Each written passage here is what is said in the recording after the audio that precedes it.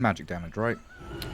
Edict is pure. It's pure damage. So you cannot mitigate that, and that's why they picked the Leshrac into it, right? They picked Lesh into Oracle, so it's kind of rough, but yeah, not entirely countered. But then again, the Edict is seldom enough completely on its own in later scenarios, so you kind of you miss your kill threat a lot if you don't get the Pulse Nova and Lightning Storm as well as the Edict. And Fortune's End is pretty good for just disjointing. You throw a Fortune's End over on the Leshrac, you can't keep running, and you get out of the AoE of the Edict. Another one of those things where my old brain gets so confused, because Edict at one point was composite damage. Yeah, it's composite damage. What do you mean, Gareth? It's mixed. It was mixed, yeah, it was physical and magical 50-50. Then it became magical at one point, and then to pure, and then I thought for some reason it had gone to magical again, but that's just wrong. It is pure. Yeah, it's why he melts so many heroes nowadays as well. With the facet that makes it even stronger, but can't hit buildings. That's why it's so absurd. It's really, really dangerous. Some pretty cool early observer wards coming out of Runa team here. Up in the northern jungle, they've already set up a sentry to try and find any early obs from the Dire. An obs ward there a little deeper in the jungle. But then also one at like top rune spot that's kind of looking for invasion into triangle and towards the ancient area as well. It's very unlikely to be dewarded, is the big thing about that one as well. Yeah. It's like, who expects you to put the ward there as Radiant? And speaking of deward, they did get the one deward there, so good homework. They didn't see it planted, I don't think. It was just, you know, they read them on where the vision would be. Where was that? It was over on the above the top rune spot. Yeah, exactly. Gotcha. Pablo got it. D-ward. And then the Dire sentryed on the high ground and missed the Radiant Observer ward in the similar area. And already little games being played by everyone. But yeah, I guess I look at these two wards and I think about that game we were talking about with a 5-minute move into 7-minute Wisdom Shrine contest. These two wards watch for all of the movement from bottom and mid up towards top. They're going to see, you know, the contest of the runes from supports. They're going to see everyone moving up top as they come there to help the Faceless Void. A lot of information can be gathered, and like you rightfully mentioned, very difficult to find those wards to de-ward them. Oh, trading hits down bottom. You gotta be careful if you're an Oracle trading into a Snapfire. Level 1 little shredder, it hurts so bad. Everyone's got to be careful, heroes and careers alike. The Snapfire's on the hunt. As the creep wave comes by, though, she'll have to run away, and that does allow the Oracle to do a pull. He gets a nice split pull, one melee creep running away. That is perfect for him. So a little bit awkward spot for Dire. There's going to be 2 or 3 denied creeps, it looks like. Ranged for sure. Troll is going to take a bit of damage from the Battle Hunger, and Axe will gather up what remains of that other wave. But yeah, lane reset back in front of that Radiant Tier 1 tower. Nesphere have a pretty easy time here, just dragging it back into the incoming wave. And farming it all up. 250 damage or something with the armor reduction on Snapfire. One little shredder onto Oracle. Oracle not really known for having the highest armor.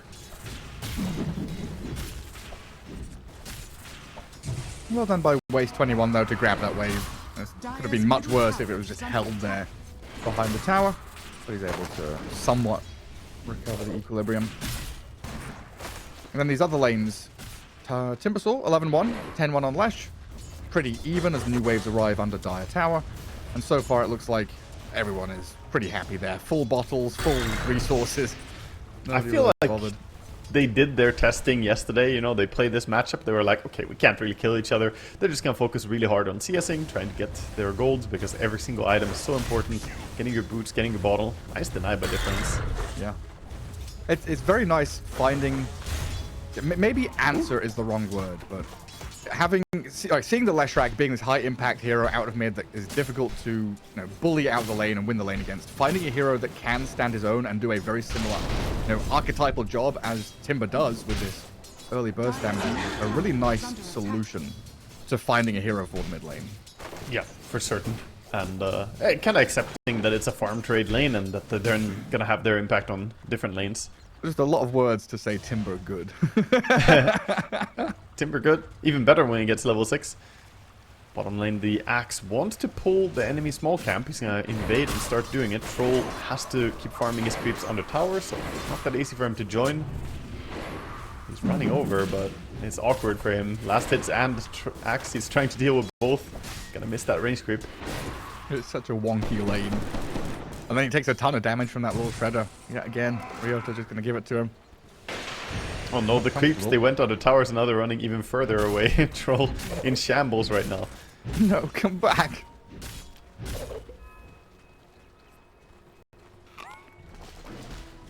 Overall though, every single core is getting decent level of farm. Axe is leading the way in CS, which is a good feeling, but a few of those were kobolds, so not the most valuable creeps. Yeah, always interesting to kind of see the difference early on between these last hit values and net worth as well. Seeing like who's buying more regen and salves just to stay in the lane, or like you say, who's getting kobolds instead of lane. Inflated net worth, yeah. Top 3 net worth are all green, and Faceless Void is actually the one who's struggling the most. 1700 for him.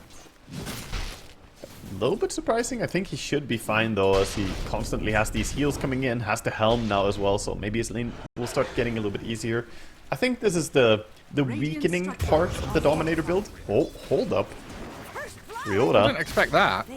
I didn't think Troll would die, but I should take him down. 1-1-1 build on Axe. I guess he called him in a wave. Yeah, unexpected. Usually Troll is staying... He had 16 wand charges on Troll as well, by the way. Yeah, he must have gone cold into a snap cookie there. That was unexpected for sure for us and for Troll. And the Observer. no one saw that one coming. Listen, I mean, he shouldn't die there. You know, we'll blame the player. It's Nesfear's fault. He shouldn't have died there. What the hell? You blame the hero. It's Troll's fault. Yeah. Wait, hang on. Just pause. Settings. DS lag. Lag anyone? I was trying to develop my thought that on Faceless Void, I think it's pretty weakening for a while going for a Dominator until it is complete, compared to if you had gone for like boots, get your gloves, you know, you feel pretty nice about last hitting. But at least now with the helm, he's starting to feel safe in lane. Yeah, because there's no, you don't go Wraith Bands or anything, right? It's just... Yeah, it's a very simple rush build. Right, minute 6. Ryota's going to die to the Oracle as they try to come into this active rune spot. Nicky Cool will grab the regen rune. But a lot happening on the map at the same time. The Warlock is moving over to Radiant Ancients, gets a high ground ward, scouts some big stacks. Hoodwink also, had this ward over in the river to try and see who's coming and is going to track back, hunting for Aztekor. He's so close. Oh, deny! Well, now he knows he's right there. They're trying bottom lane, going on the Axe this time. Timber is here to help out. Timber is here. Nicky Cool with that regen rune going. He's going to pummel down the Axe. TP in from Difference, though, trying to catch up. Lightning Storm to slow down the Oracle and just about gets in there with the damage. Now a turnaround from Nicky Cool and Nesfear. Difference is standing his ground, picking up a double kill. They just did not respect the lash damage. That's the edict right there, doing his thing. You cannot underestimate it. It hurts way too much. Timber thought maybe this is my chance to turn around, but instead it turns into a double kill. Amazing for Difference. Fantastic start to the game now. Yeah, like one of those situations where you think maybe if you had turned faster and like if you had gone while the Oracle was alive and tanking the Edict, maybe you can get away with that. But once Oracle dies and the Edict is just like, oh, one hero to focus? Yeah, this is great. You don't stand a chance. It's really satisfying for me to watch Difference on his Leshrac, because partly he's just insanely good at it, but also he's showing me kill potentials that I don't see. Like, I didn't see that he would find the Oracle kill even there, but he does reach him with the Lightning Storm. He does have time to run him down. Yeah. The 75% slow is pretty damn good on the Lightning Storm. Yeah, it kind of looked like they were away. Lesh is wasting his TP, comes up with a double kill, which is huge. Yeah, it was really close. Oracle was like just on the edge from getting away there. Well, a swift move up top now from the Troll, playing into the Beastmaster, who's level 6 with his helm. So a pretty strong timing for them to push that tower. While Hoodwink and Timbersaw, well, Timbersaw on his own actually, going to go and try and steal the large camp. Under the nose of Difference, Leshrac says, this belongs to me. They'll share the a cookie! Bunch. The cookie to low ground is very well done by Ryota. Difference is stood there waiting for it to come and they get another kill on Nicky Cool. He didn't think that Leshrac had an elevator, but he just gets down there. Thanks to Mortimer throwing a little cookie at him. Ground floor.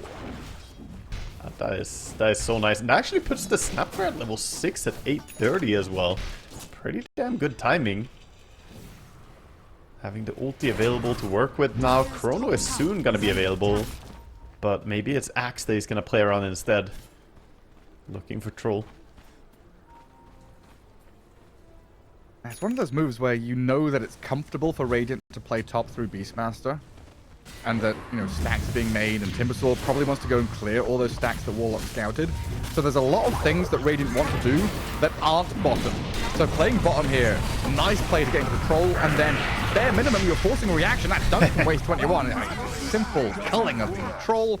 And now the Radiant were caught in two minds, right? They're trying to play top, trying to take Ancients, trying to farm, and then they're moving bottom, thinking they can react, and now they wasted some time.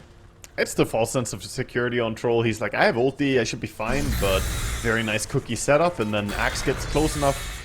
And at that point, it doesn't matter if you press your Battle Trance or not.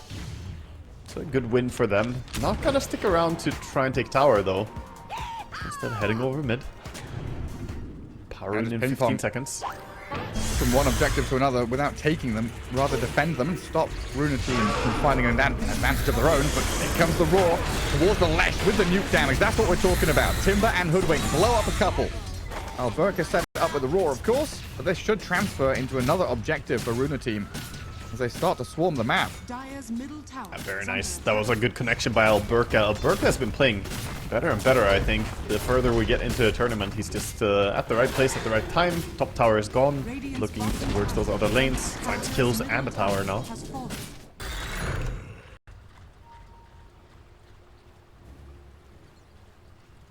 I was expecting him to be, you know, mostly farming on the Beastmaster, but of course those tier 1 towers are very attractive when you have Dominator and can easily just shred them. Yeah, kind of expecting Timbersaw to go farm Ancient, which looks like he's going to go and do now, alongside the Hoodwink. So Nicky Cool can pick up a nice bag of cash and finish off his Kaya. That's going to improve that magical burst so much more. Looks like he's thinking about going all the way base, do a little full reset, get all your mana so you can keep fighting. He doesn't have Soul Ring in this build, so doesn't have a quick way to get all the mana back. Oracle may have overstepped a little bit, but he's got the ulti. They don't really want to commit on him. The skellies. Poor little skellies. He's getting bushwhacked. One kind of glaring downside from the eSpoiled moves is, like you pointed out, they've not actually stuck around to kill objectives. So tier 1, bottom and mid, both at around half health. They never got to really touch the top tier 1 tower either. So through all these kills, they've got themselves, you know, gold and items, but not really any map space. While the opposite is true for Runa team. They've got so much map space, they're trying to figure out what to do with it. I think they need to make something happen with the Lesh Blink Dagger now. Go find themselves a kill and then stick around and get a tower. Because the heroes are so bad at pushing tower, it's not going to happen by just leaving Axe bottom. That's not going to work. You need to make a concerted effort to get these tier 1s. And if you don't, Runa team is just going to enjoy more of the map right now. Oh, Warlock finally hits level 6. He hasn't read his book yet. It's only got a single page in it. Oh no. Yeah, it hasn't been part of a single kill or assist. That's always rough. Always looking It's a towards pamphlet. where It's a leaflet, not a book. it's just a Have you little heard of our Lord and Savior, Goroth? No, go away. No advertisement. That's all he gets. Gets the door slammed in his face, but he's gonna bring them his ulti now, heading down bottom. The Goroth golem is gonna be the pushing power they need. I'm coming for it. And Troll Wall has been down here in that outer ring for quite some time. Very close to finishing off his Battle Fury. Him dying right now would be pretty sad, but it doesn't look like eSpoiled are going to find anyone down in that bottom jungle just yet. Pretty long move without connecting on someone. Difference is getting a bit eager to jump on mid. Oracle is playing behind, and they do see Oracle with their ward. But of course, he doesn't die, even if he... Nicky Cool. He just timber chained up into them. That is so unfortunate. They had this Radiant Observer ward bottom jungle, like 2 wards bottom jungle. They think, oh, there's no one there, we're safe. So the patience pays off. It does. But again, this has to become something more. It can't just be... And he actually does. You did it. Golem the tower. Aztecor did it. There we go. Now you have reason to do it in your pubs, Gareth. Just ulti the ground. I told you. I told you yesterday. I do this as well. If I can't find a hero to drop my first rock on, I'm dropping it on a freaking tower. Yeah, I mean, now it's we've fine. seen 2 pro players do it. I'm vindicated. No, I've had some rank 100 player tell me as well just to use ulti on the ground, like, immediately. Just push, you know, get value out of your ulti. Because if you're holding an ability, even if it's a really good teamfight ability like Golem, it doesn't do that much. And now you can bet that he's gonna do the most that he can with his Golem as well, sending it to cut creep waves and whatnot. It lasts a minute. You know, if you're not using it, I think you're wasting a minute of this big, beefy boy who can go and hit creeps. He's a bear, isn't he? There is the other side of the coin though. You used your Golem, so now Runa team are exploiting that immediately. Striking at a tower, taking the tier 1, taking the wisdom as well. And they're saying that, okay, you don't have Golem, but we do. They have the ancient granite Golem with them, so they're gonna go and look for all the big fights they can. And it's like the combination of you don't have Warlock Chaotic Offering, and Faceless Void doesn't necessarily want to fight right now either. So you don't have a lot of these pieces to come together. Whereas Runa team, the culmination of these heroes is very scary right now on the map. And that's why Lesh is like cutting waves, trying to go and sneak around. He did steal the wisdom shrine. Yeah, he got the wisdom, got the wave. He's completely fine with this. Observer is Hacker Man. I missed it. He enters open cheat up codes. console? Yeah, just some quick cheat codes right there.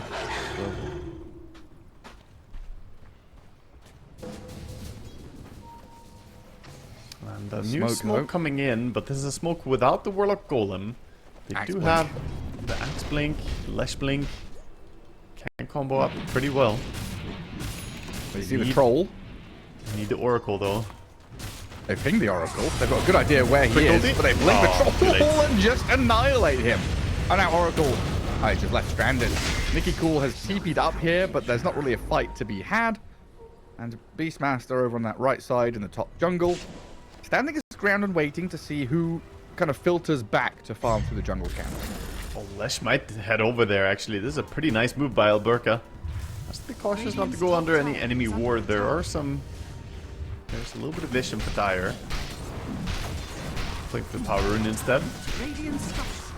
So finally, my cat out. finally they get to play for tower a little bit though. After getting that pick off, you see them sending the troll to do the pushing. That tower's gonna be falling. No defense for that.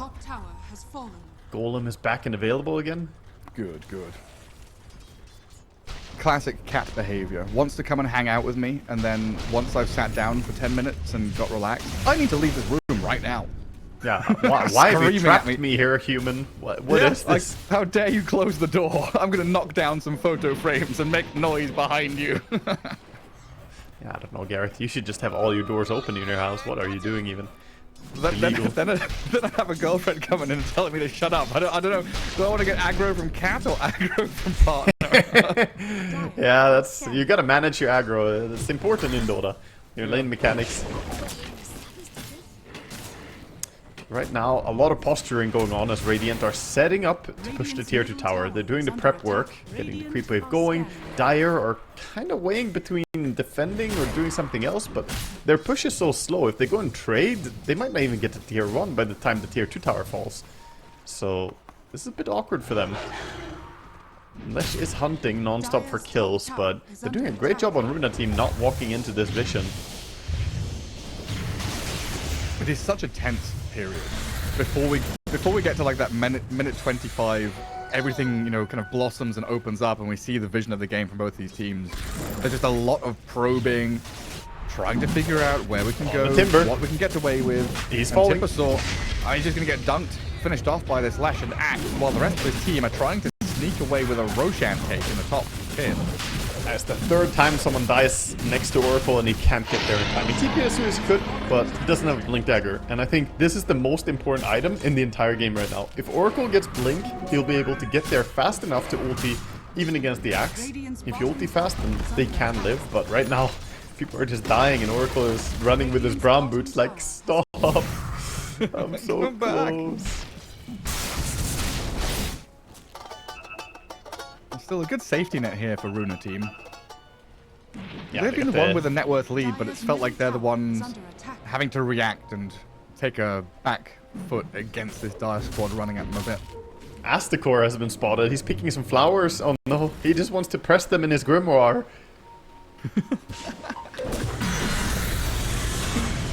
Unfortunate for him. The flowers won't be flat, but he will be. Radiant's bottom tower is under attack. Troll is gonna go and defend against the enemy troll down bottom. It randomly disappears without giving any kill gold. Strange, must be a bug.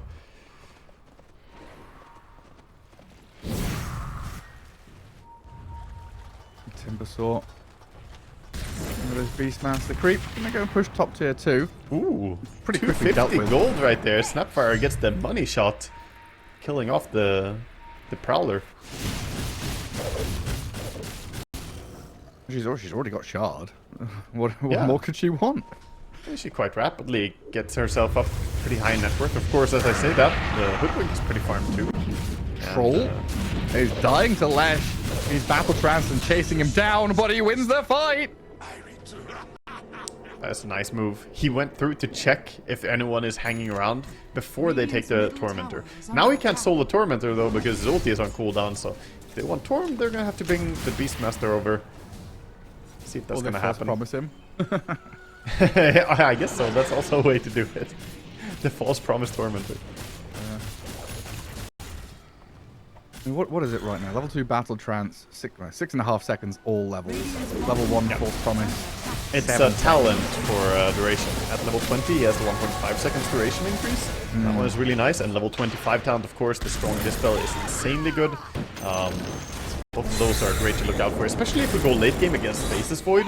The strong dispel battle trance is insane. It can save you in so many scenarios when you get chronoed. So what is that, 19.5? Pretty much 20. So if they both have the talents and full level on ultis between Oracle and the Troll, it's pretty much 20 seconds of invulnerability, given that you do it pre-axe threshold. Yeah. Warlock gonna drop the rock here onto the Troll to try and delay this push coming in, but the Timbersaw, he's got other ideas. Goes straight in onto Ryota, snaps into action to kill off the snap fire, and goes forward with his flamethrower to deal with the next wave. Is this potential for high ground already? They're gonna poke at it? I think they want to force people home at least. I mean, they might be able to push, but it's kind of hard to say. The Warlock ulti on cooldown is a big window, though. I think they want to just go. Yeah, Troll is up there. Beastmaster's pipe. I mean, a lot of damage is gonna get reduced by this. Hey, he's got the worst ancient creep imaginable, except for this situation, right? They're pushing early with an ice fire bomb from the ancient ice shaman. I would argue even here it's pretty bad. You still want the CDR. His one chance. Yeah, I'm pretty sure the 3 armor from the Black Dragon is better for high ground sieging.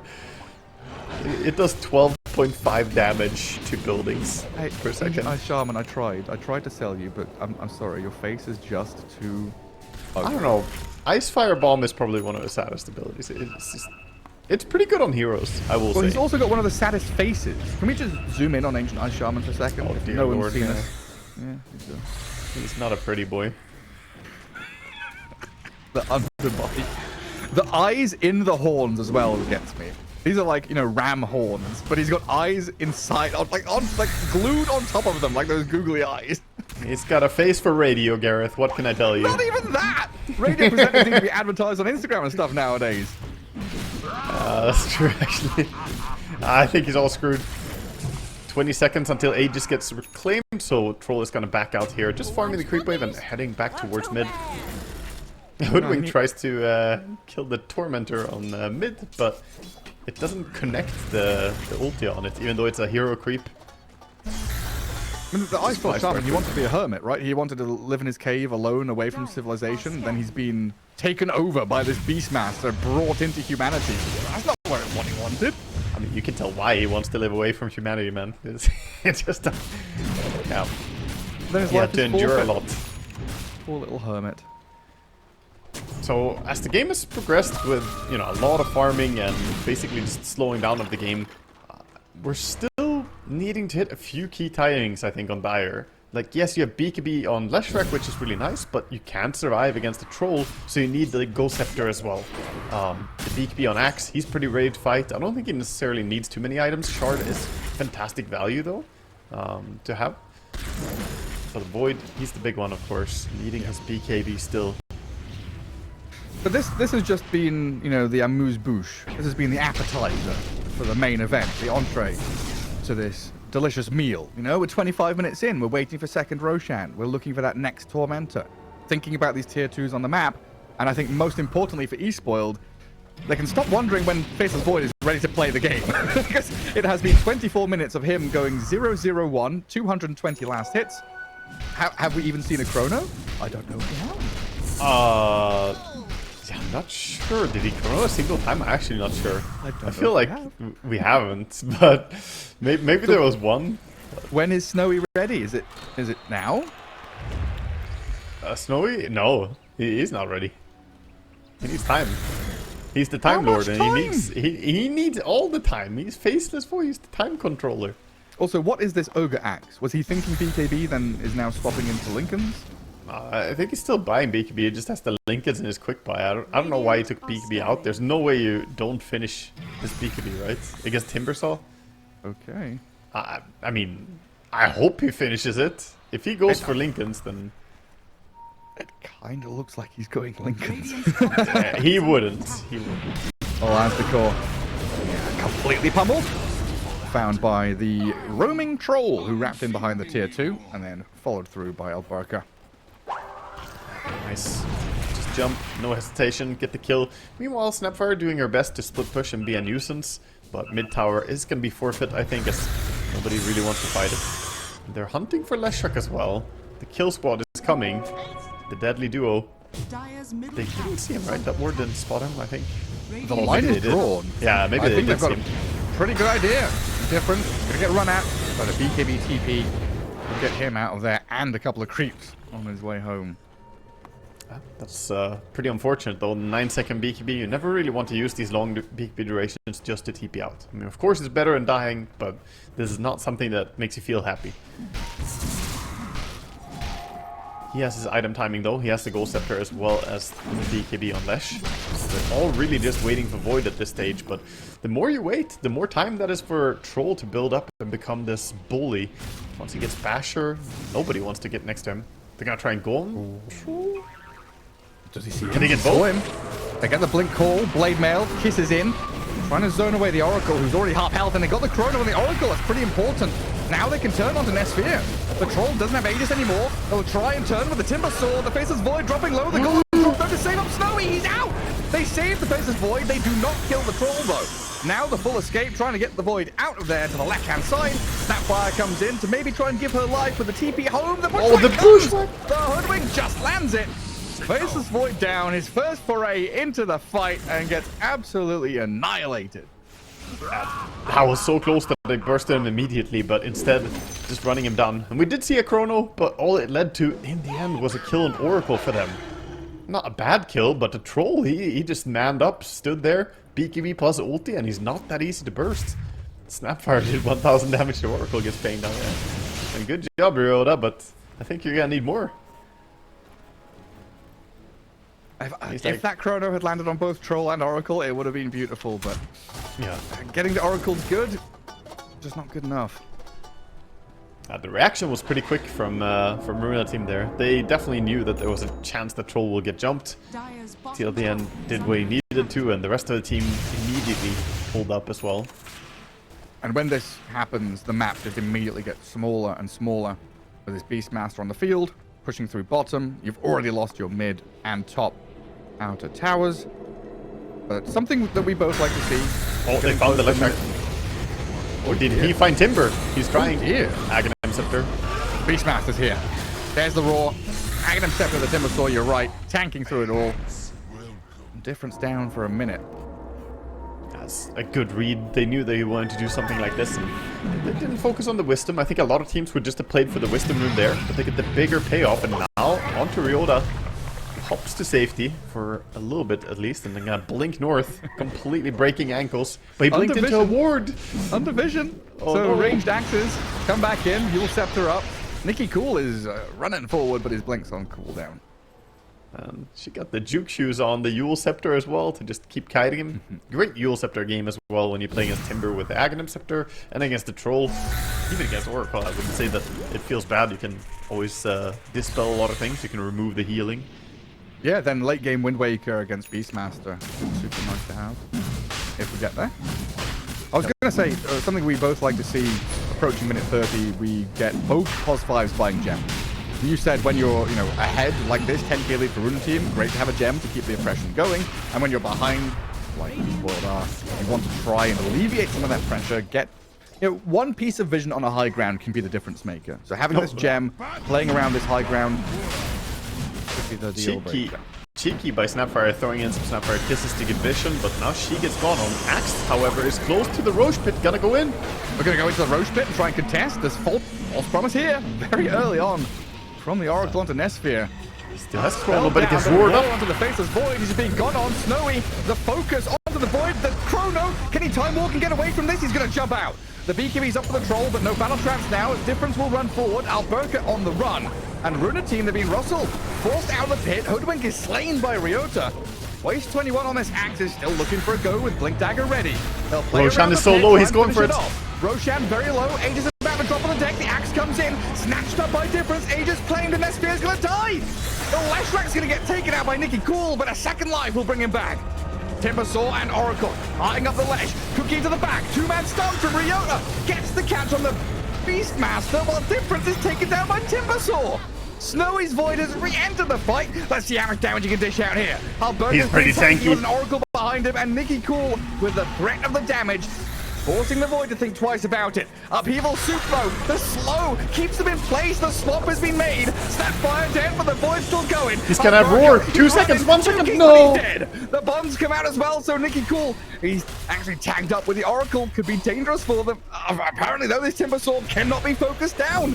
They'll jump out with the Void. Fortune's End is here, and Nikki Cool gets the finish. They get the kill in the end. What a skirmish that was. An absolute battle. They fought tooth and nail. Great Aegis steal there by Difference, but it was not enough. In the end, we see Runa team having this big net worth lead, and they put it to use in the team fight. They are so damn tanky. Timber with the Aghanim Scepter BKB basically can't be killed. Troll took a whole lot of work to bring down, and they see the Nullfire Beastmaster. When Void went on him, it felt like he wasn't doing any damage because 29 armor along with the Pipe of Insights. You gotta do so much to bring these guys down. Timbersaw is insanely tanky. I couldn't believe how many rounds of spells he got out in that fight. 7 Whirling Deaths, 6 Chakrams, 4 Twisted Chakrams. He used Blink 3 times. Using Blink 3 times in a fight is insane. Yeah, that's the nice thing about the blink on Timber as well. When you have Aghanim Scepter, you get a barrier, right? So you can actually blink indiscriminately as you want in that fight the moment you pop it. Pretty useful. I think some big items are being eyed up, by the way. The Hoodwink is super close to having a Hex. So this is just a straight up first item Hex with Shard. Queasy has been saving all game for this. They wanted more lockdown against the Faceless Void. Something I pointed out in the draft. They don't have the best chain stuns. Now they do. But at the same time, Hex is being worked on by Leshrak. He's building one as well. And yeah, good point, Observer, that the Faceless Void did skip BKB and went for that Lincoln's. I don't know, man. I'm not fully sold. I feel he could have used the BKB there in that fight. Honestly, if he hadn't bought that Ogre Axe and had Lincoln... He didn't have Lincolns in that fight. I'm like 99% sure. If he had Lincolns there, he wouldn't have been roared. And maybe we're looking at a different fight. But... So I can kind of see the reasoning for it, but maybe it is going to be too late. Maybe he should have gone BKB first. Or maybe he should have just not bought the Ogre Axe.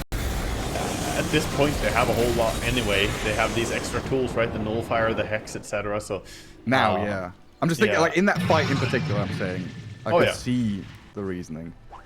Yeah, it could have worked. I mean, there's definitely an idea there. I'm not saying that Linkus is a terrible item. I just I know how much a Timbersaw can do, and in the end he died to Timbersaw. And Yeah. it doesn't matter if you're time walking away. He's got Blink, he's got Fortune Send flying in. There's no way to stay safe with just a Lincoln Sphere against Timbersaw. Well, a second Tormentor for Runa team. The needle didn't really move, though, in this last fight, because the Dire got a ton of kills, they stole Aegis, they stopped Runa team from having that second life on Troll, but it is still Runa team dictating the pace of play, and charging up towards top, where they're eyeing up this tier 3, already below half health, setting up with a couple of waves trending in towards the Dire base, and again, it's just going to come down to the Dire and how well they can hold. Because they're on the back foot, and right now it doesn't seem like they're confident enough to play out on the map. They're all bunkering down.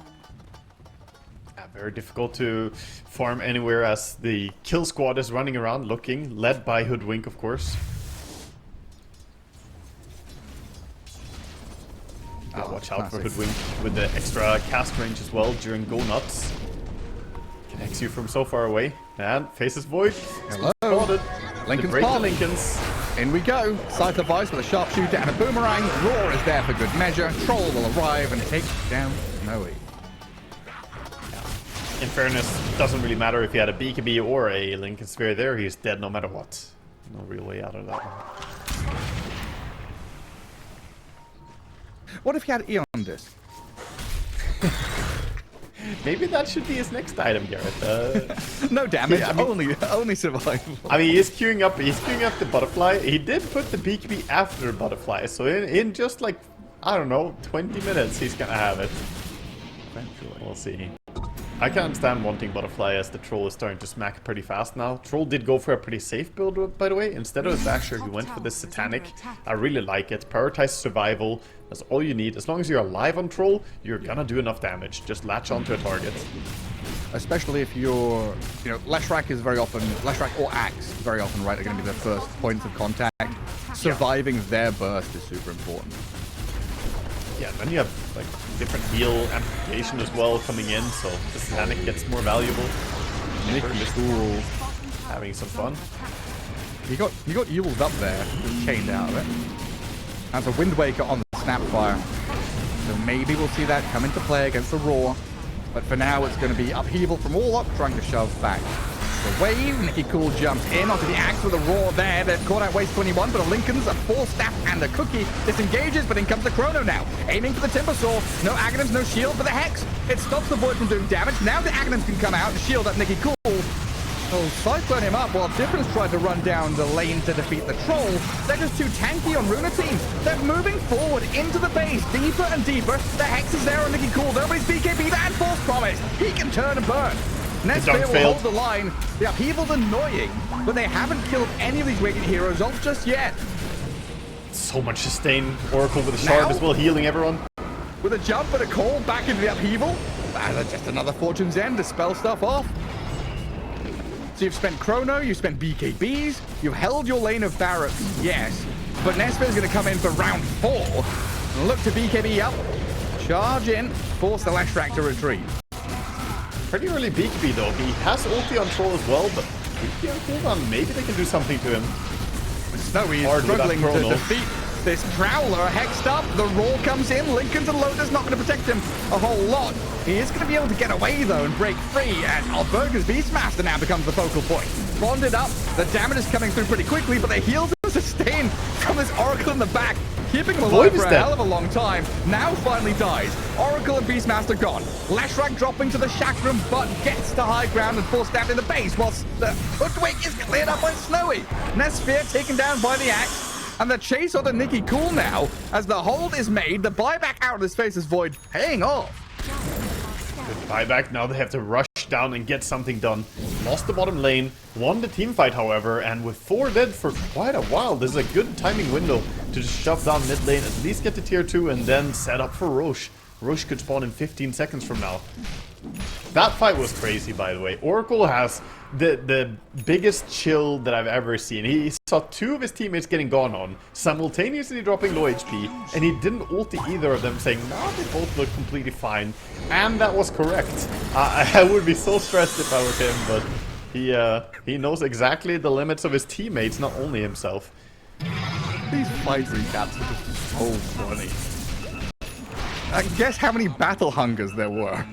I mean, probably like 8. That was a long 12. fight. 12. I guess it counts the Berserker's Call Battle Hunkers Maybe. cast. I guess so. Oh, how many battle stances were there? Oh, Timbersaw, Blink Cold, Cookie to chain stun. Oracle nearby. They can go in and try and save this Timber. I mean, there doesn't seem to be that much threat, to be perfectly honest. Leshrac is slowly wandering over and trying to arrive. Nicky Cool hexed up with that. Aghanim's going. Faceless Void in from behind. BKB up for the Timbersaw, turning on the Leshrac now, but realizing he's in a bit of hot water. eSpoiled going to be the ones to back up. Great play there by Tilvian. Clips down an Observer Ward, kites them, sits outside of the fight with his ulti ready. And Dire team also very heads up. They recognize that, okay, we cannot hard commit onto a Timbersaw. It's going to backfire. Oracle will ulti him and get back out. Yeah, I'm sorry, I still have this fight recap open. 6 ranged whirling axes, 8 melee whirling axes, battle stance, the troll changing from melee to range, 24 swaps, 3 satanics used. It's just absolutely insane. Yeah, I mean, it was a long battle. And it's been a long time as well until this Ogre Club gets upgraded, but it's time, Gareth. Oh, now, the Ogre it's an Club. Aghanims! It has evolved. So Aghanim Scepter will allow him to time lock everyone that he time jumps onto. So Time Walk is now gonna act as a guaranteed little stun. Pretty nice to have. It can increase your catch potential quite a bit as well. No one's gonna blink away from you when you have this. It's pretty good, like, DPS increase. Yeah. Runa team into the Roche pit. Half health, but the contest is coming. Waste 21 by the rune spot, waiting for his moment as Roshan is low. The jump is in from Axe. He He's gets gonna get thrown. tossed around. It turns to daytime. Snowy's in with the chrono onto the troll. The Oracle is ready and waiting though with the false promise to the left-hand side. BKB up from Nesphere, chasing up the high ground as to cause Cyclone while the chrono's on the back. Oracle being focused by Snowy. The lash is on the Beastmaster. They've got the control and the damage, but the raw turn around here from Nesphere and Alberca. Leshrac might be in trouble with a great pushback and the high ground. Where's that squirrel hiding? Kills off the Lesh with the Oracle. Now the Faceless Void in an awful lot of trouble. Lincoln's broken, Hex is up, and the Timbersaw with the troll chasing forward. Nicky Cool BKB'd off the Anticore, but a Cookie to save. Another pushback onto Snowy, but this Void is tanky. Turns around with an Aghanim's jump in, stuns up Nicky Cool. Can't quite follow through to finish off the Oracle. He doesn't have buyback anymore. The Hoodwink are much easier targets. A double kill for Snowy. Now back onto the troll of the Timbersaw. Used up, held in the upheaval. Leshrac is back in the fight after buying back, and Nesphere is dead. 2 heroes gone for the better part of a minute. A third one falls. Beastmaster has no buyback. Troll can buy back, but Faceless Void is the one with ages. What is going on? Complete craziness going on there with Roche throwing them out of the Roche pit as well, as 40 minutes was just hit when the fight started there. They fought for the better part of the, 80 seconds there, but recognizing the people are dead for a long time, they go straight for the throne, no time to waste.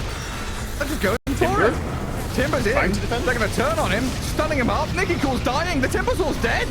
He's got buyback available. Troll's used his. But we're in a 2 versus 5 scenario. Snowy's just going for tier 4 towers. Timbersaw's going to buy back now, and they smoke up alongside the Troll Warlord. But what's the approach here? 20 seconds for Oracle would be so key to have him, but They they're have going to to have to go. go before. They go on Have Axe. to go in. Oh, the save. Onto the Axe with the Cyclone. Wind Waker. BKB's up, turns to dunk. Troll is dead, and that's game over. Game 1, eSpoiled. Incredible comeback. Wow. I mean, this team, they show some great resilience. Even in the game, I thought they were pretty much just done. They were so far behind in this game, but they worked and clawed their way back in. eSpoiled is showing to be just a team you can never count out. Beautiful play. Waste 21 showed some amazing stuff on Axe as well. He's been playing a lot of Slardar. I like circles. I just like big team fight spells. No, I guess I look at... I think you've drilled this into me. I look at the support in the mid a lot and I think, what can they do? I see Static Storm, I see Sharpshooter with Bushwhack, I see Void Spirit. Yep. They can do a lot. Enchantress and Shadow Demon. If we remove the team names and said, hey, this is Falcons, I'd be like, yeah, sick. You know, this is Snaking Enchantress and Crit playing SD. Or, like, you know, Shinkyu's playing SD. We've got X-Nova playing Enchantress. That'd be great. At this level, I guess I just don't have the trust yet in the eSpoiled supports, but maybe I should. And maybe the reason it's okay for Falcons a lot of times to do those things is because Falcons, they have Malrine. Marine plays the Sand King or his Primal Beast or something, and he just does shit on his own, man. Like, he just straight up kills people or performs ganks without any help, really, from his supports. He doesn't need to have those facilitating heroes, as we do see them run into each other a little bit. Dire might go for a D ward if they realize there was ward planted. Yeah, that was pretty cool. So Storm was smoked and sat mid. I don't know if they were expecting or they knew that this kind of play was coming, but his smoke broke, he knew someone was in the trees, so this 5-man move from Runa team doesn't pay off into that lane ward. And yeah, we'll see if they know that vision is actually there, if they get the D ward on it. Some pretty aggro wards towards mid lane, though. This ward behind and in front of the Storm's tower does make me feel that maybe they will find those early rotations towards mid lane. You know, random disruptors running mid and ganking Storm Spirit. We've seen it before, might see it again. Sec. A little bit of lag. We're good. And away we go. A lot of frantic, aggressive scribbling on the map as well. Drawing lines all over the place. Well, Dire still smoked up on a couple of their heroes. They're going to try and show at that top rune spot. Already a stomp onto Asdecor. Until the end, not leveling anything up just yet. You really want to level Glimpse here? He will. Grab him back, dragging him, but the Bushwhack doesn't land on the edge, huh? Only caught the illusions. Asdecor's still going to get stomped and blood grenaded though, so First Blood will eventually arrive. Fairy Fire delays the inevitable demise, but Queasy picks it up and a D ward to boot. Oh, very nice. A lot of gold going the way of the Hoodwink. He has 600 gold right now. That's a rich Hoodwink. But this does mean... Yeah, bottle, let's go. He can run mid, control the runes. Mickey Cool is looking at like, how much have you got over there? It does give the Ursa a little bit of free time, though. He gets the first creep wave safely without any contest. And a lot of times when you're against the center, all you need is to get the first level up. Level 2 on Ursa, and then you can start actually dealing some damage. Yeah. And then Enchantress has access to the small camp. Not to the large, though, as it does get blocked up. So the pull, shenanigans down bottom, disaster has already struck Gareth. They tried to pull the creep wave. They did so with the boar, but SD denied the boar because it was about to die. And when he did that, 2 melee creeps decided to de-aggro, which may seem like a minor detail, but actually has a huge impact. Now they can't cut the creep wave and deny a bunch of creeps over here, and actually favors Radiant quite a bit that this happened. Yeah, now Wave is in front of tower. They've got access to small camp. They've already denied a couple of creeps. That's tragic. Good you spotted it, because I would never have seen that happen. And Mariotta, who stepped up here trying to press forward and control the lane, bubbles himself, but the damage out of this disruptor, and Gyro going to push him back with a glimpse and finish him off. While Waste 21 trying to battle back with the Hawks and the Boars and some wild axes thrown. Nesphere has 4 stacks of axes on him. The Boars, though, are going to get dealt with by till the end. Oh, that's awful. Both his boars died, his hawk died, his teammate died. Everything is dying and he got nothing for this. So that's a lot of experience going the way of Gyrocopter. Already about to hit level 3. At least the Shadow Demon can TP safely to the lane without getting glimpse backed. But yeah, this is not a pretty start for them on the offlane. No. 4 last hits for Beastmaster. 5 now. Oh, 6. Centaur at 9, also having a pretty rough time, like you've been saying, against the Ursa and the Enchantress. Yeah, that level 1 move actually sets him back a little bit, but ultimately it did help the Hoodwink a lot, so I think it's fine. There's a little bit of imbalance there, but Hoodwink got really rich. Hood is still richer than Beastmaster, by the way. 1200 gold on Hoodwink. And then mid lane, Storm Spirit versus Void Spirit. 16-2, 14-1, pretty close between the two of them. This matchup which Storm does decently in early, but then Void Spirit later on in the game has some good tools. Yeah, even for the lane, I think it's very close. I think I would give like 55-45 to the Storm. He has a bit of an advantage. Mickey Cool misses the Remnant there. Ultimately, Storm isn't gonna cause too much problems for a Void Spirit. Yeah. Yeah, if you're really in danger, you've got dissimulation. Quite easily get away. He's going to tank a couple of tower hits, though, on the way through. That means wave under tower here for difference. Walks into the Ether Remnant. I was about to time out, but he tanks it instead. But yeah, this lane is mostly a farm lane. Don't think we'll see too much. We'll have to keep a close eye on the side lanes, though. A lot of things going down over there. Yeah, Centaur able to plant his body inside the creep wave now and do a decent amount of damage with this level 2 double edge. And so far it looks like Azdakor has kind of been having difficulties accessing this small camp against a Hoodwink. That's always the case. When you've got Boots Hoodwink just running forward, contesting, stopping any stacks or pulls. Oh yeah, I mean, it's not easy to deal with a Hoodwink without him getting First Blood, but him getting First Blood and a D-Ward, he has so many resources. Azdakor doing the best he can, but definitely at a bit of a disadvantage. Interesting to see that Alberca is going for the max double edge build, so very aggressive. He's going to go onto the Ursa. They're looking for a kill on him. They're trying it. Snowy pops a pretty hefty magic stick there. 50 health, surviving. 5 seconds for another bushwhack as the Hoodwink, Queasy, trying to step forward, but the Enchantress has taken her down low. And moving in with a Fairy Fire, they're not going to get the Ursa. Queasy's going to salve, but in the meantime, the Enchantress is going to get stomped and bushwhacked, and Azdakor has given his life to save the bear.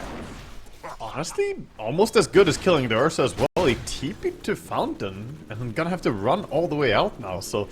Sure, you didn't get Ursa, but you got the Enchantress kill. And Ursa TP'd home, dealing effectively the same amount of economic damage as though you killed him. Yeah, now Alberca gets, what, a couple of waves for free, gets to freeze the wave where he wants. Yeah, this is amazing. Yeah, so both side lanes are doing fantastic on the side of Radiant, whereas Ursa was doing pretty fine, but now not gonna be too happy. Getting back to the lane, he'll see a Centaur about to hit level 5 probably, and he's only level 3 on Ursa. He's picked up raindrops to try and deal with this double-edged spam. And he can pull this. I was gonna set the back the lane low, but at least. And then bottom lane, Gyrocopter running away with things. 39-10 for Nesphere. Beastmaster at 18-0. Pretty problematic when Beastmaster is usually that tempo hero you want to play into as the lanes break down. His first item is very important. Of course, here going the Arcanes into the Aghanim Scepter with the Beast mode. No Helm of the Dominator for him. Yeah, he's going for sort of the older build, a bit more classic. It does make some sense against Gyrocopter that you don't want to go for a Dominator build. Gyro is very good against the Dominator. But Beastmaster might be in trouble as he gets found by Disruptor. Yeah, he's going to use his TP, should be fine, but that still feels pretty painful. Another TP to Fountain. Storm TP's down here looking for a kill, but now without his Beast. Oh, the Invis Storm. Not finding anything. And you're right, yeah, 2 TPs back to Fountain. Really an indication here of how poorly these lanes are going. eSpoiled trying to bring numbers down south now with the Enchantress rotating over with a Hellbear. They want to apply pressure into this bottom lane to maybe boot the Gyro out and force him to maybe try and push top alongside the Centaur. This is not an easy go to make, and they've realized they've got to back up, find something else to do. As minute 7's about to hit, Wisdom Shrine needs to be guarded on their right-hand side. And Enchantress going to start stacking camps. Going for their own on the Wisdom, so no theft, no burglary being attempted here. Void Spirit though did a bit of damage on the mid tower as Storm left the lane. Not enough to threaten taking the tower, but 800 prep work is already done. It's all that much easier to take the tower later on.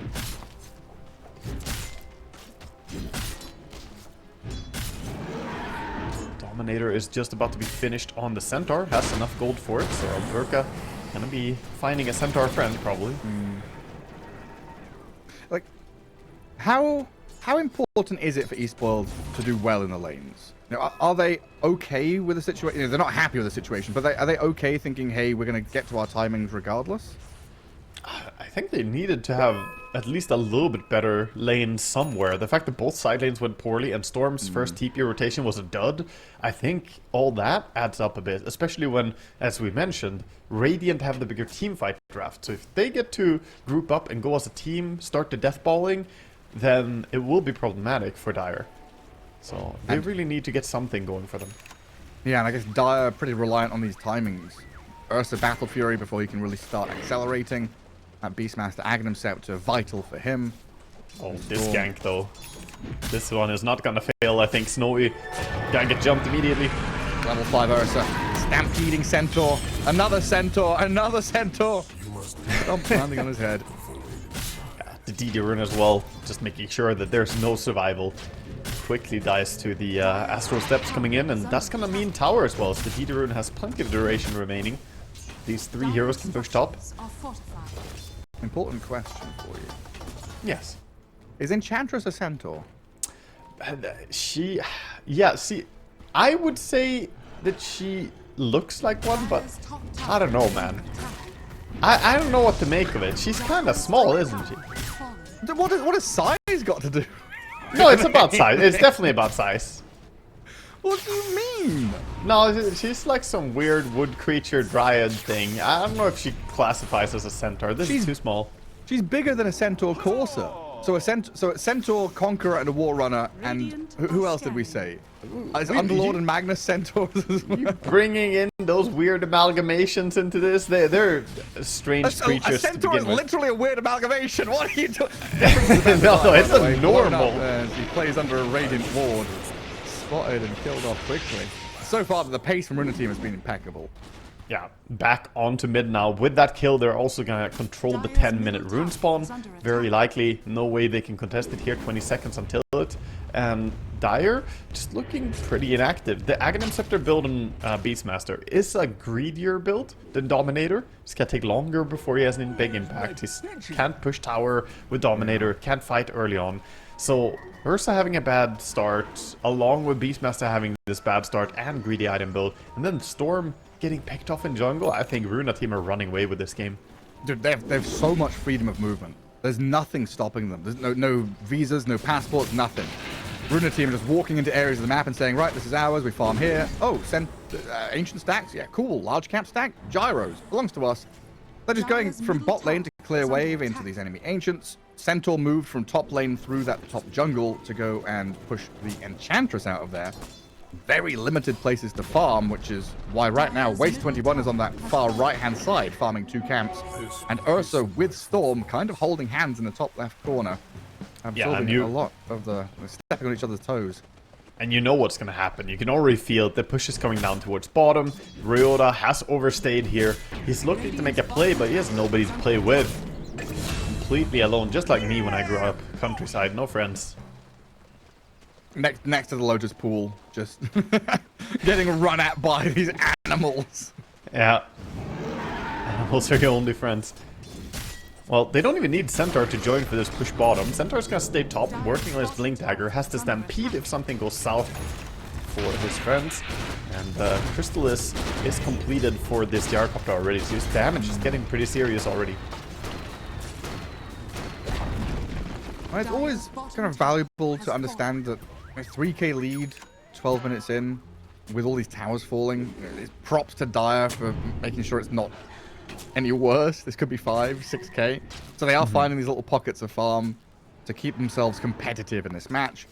But yeah, the items are the big indicator here. That blink on Centaur coming through pretty shortly is a massive one. And Runa team can pivot towards his lane. Storm again. Centaur. Got the Static Storm on the Storm Spirit. Chain stun him up and kill him off. And that's pre-blink on Centaur. They can go for another one now with a glimpse there. They'll force disruption. Centaur might be able to get there in time to sprint forward and catch, but he's deciding to go across towards mid. You know, as Runa team go on eSpoiled's mid laner there were 2 Static Storms. One of them was just trapped and couldn't move. Yeah. They're going on the poor Shadow Demon as well, who's getting clapped by the Hellbear. No way to run, gets hoodwinked as well, bushwhacked to the tree. Ursa wants to get something going, because how much longer can you just accept losing heroes? 8-0, nothing going the way of eSpoiled this. Like, is this the same teams? We just had a crazy even game with a whole lot of fighting, and now it just looks like they're clowning on some noobs in open qualifier. It feels like that's where Dota is at the moment, where sometimes you have these very close drafts, but quite often you just see, oh, this draft beats that one. We've got these pairings of heroes, or those combinations that just outdoes you all. Beastmaster trying to find a bit of space in that bottom right corner is surrounded by 3 Runa team members. This map is getting dark, small, cold. eSpoiled gonna start being pretty afraid of what's coming over the hills in a moment. This is very rough. All of them are just, again, farm mode, trying to get the key items. And this is, you know, you asked the very important question early on. How much do they need to have a good laning stage on Dire? And I think we're now seeing the consequences when you have really, really bad side lanes and your mid laner fails his first gank connection. And you have these two supports that don't really do anything if you're not kind of setting up to do something, if that makes sense. Yeah, First of all, Different's going to get away from the bushwhack. Ryota's going to back up as well, but a stampede forward, trying to close the gap in on them. The glimpse on the storm, saved up by the bubble. Alberga's closing the gap though. Different's going to make the slippery escape out of there. Waste 21 comes in from the right side. Look at the Gyro is dropping. Gyro dropping, trying to escape from the beast, but dies to waste. Alberga's fallen to Ryota further back. Hang on, are we chucking it here? Runa team got a bit too deep, handing over core kills to eSpoiled. Hoodwink now in trouble, impetus shots flying. They need some way to catch her with a disruption around the trees. He'll get the vision to stop everyone TPing, but he doesn't get the animation off in time. Yeah, that is crazy, man. That is crazy. I do not know why nobody made a call, guys. Maybe we're diving a little bit too far. They tried with the glimpse. There were some cute things going on. Centaur passing a healing Lotus over to the Disruptor so he gets mana to use his glimpse. But Shadow Demon was there with the disruption, protecting and saving his Storm Spirit. And then nobody called the disengage. You know, someone has to step up and say, guys, this might not be good anymore. We should probably just back. They end up diving the tier 2 tower really deep. Gyrocopter dies to just literally getting walked at by Beastmaster. Not even a roar. Just random Call of the Wild Hawks holding him in place on the tower. Yeah, that was a freebie and a half for Dire. So now, Aghanim Scepter is almost complete on the Beastmaster. Yeah, and Ursa got his Battle Fury plus 1,000 gold. Halfway towards the blink. A new lease on life for eSpoiled, as this was really getting out of hand completely. Now they can see a bit of light. Yeah, instead of just choking the map, got a little bit too eager, too fast there. Runa team have to be careful. They're one game down in the series. But this Enchantress is pretty far away from her friends. Yeah. Or she thought she had friends, but all of them disappeared the moment something happened, so... she learned, they're not your real friends. Well, they try and smoke and run, but Nikki Cool is on the hunt. Finds the Shadow Demon. The second support dies. And yeah, Ench just walked into the vision of the Radiant there to get killed off. There's something being pinged out. These towers. Hoodwink's going to come and defend the mid-tier 1 because there hasn't been a single tower take by eSpoiled yet. They've not really been able to cross the river.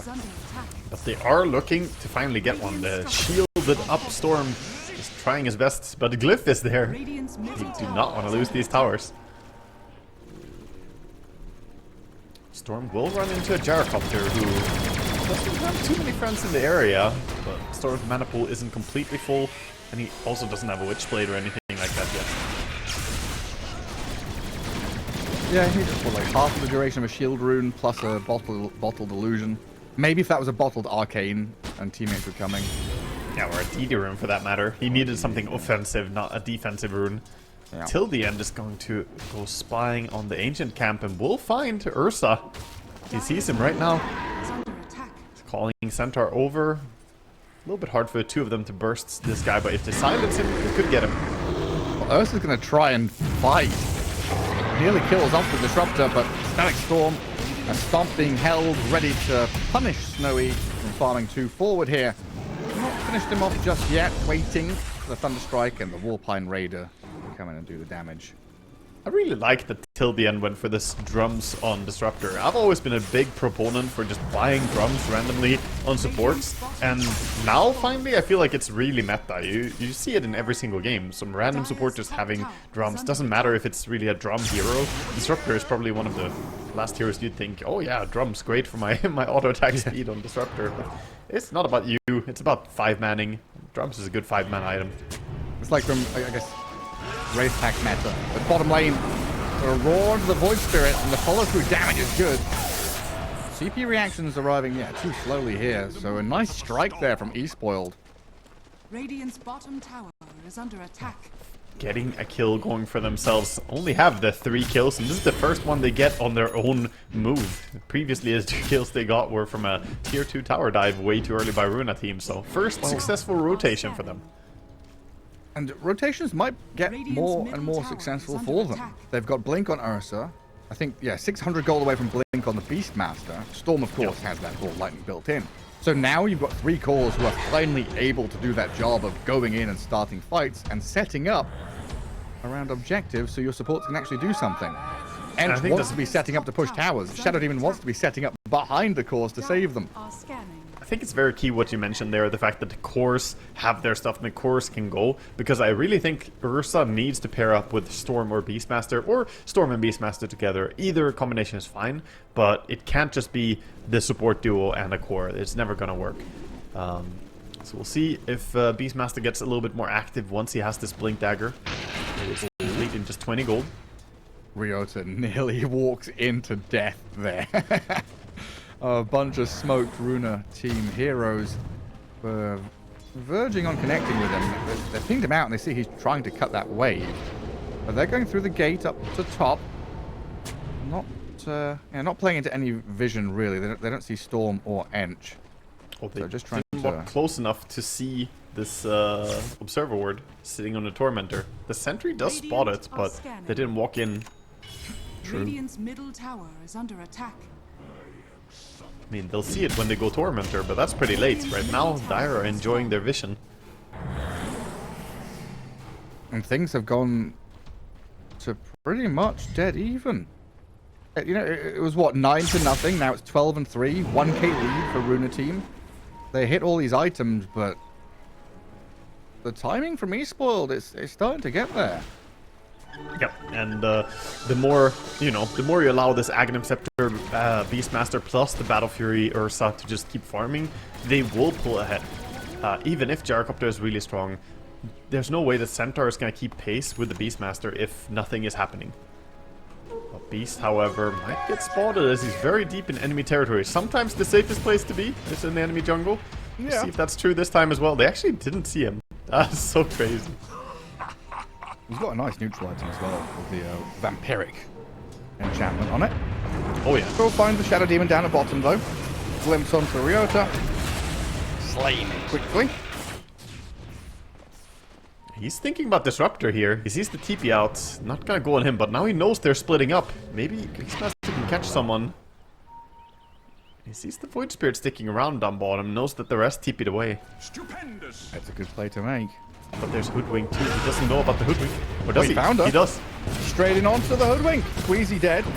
Nicky Cool gonna try and make this escape with Dissimulate and Astral Steps. 21 charges ready. Stampede as well. Gets the Void Spirit out of danger.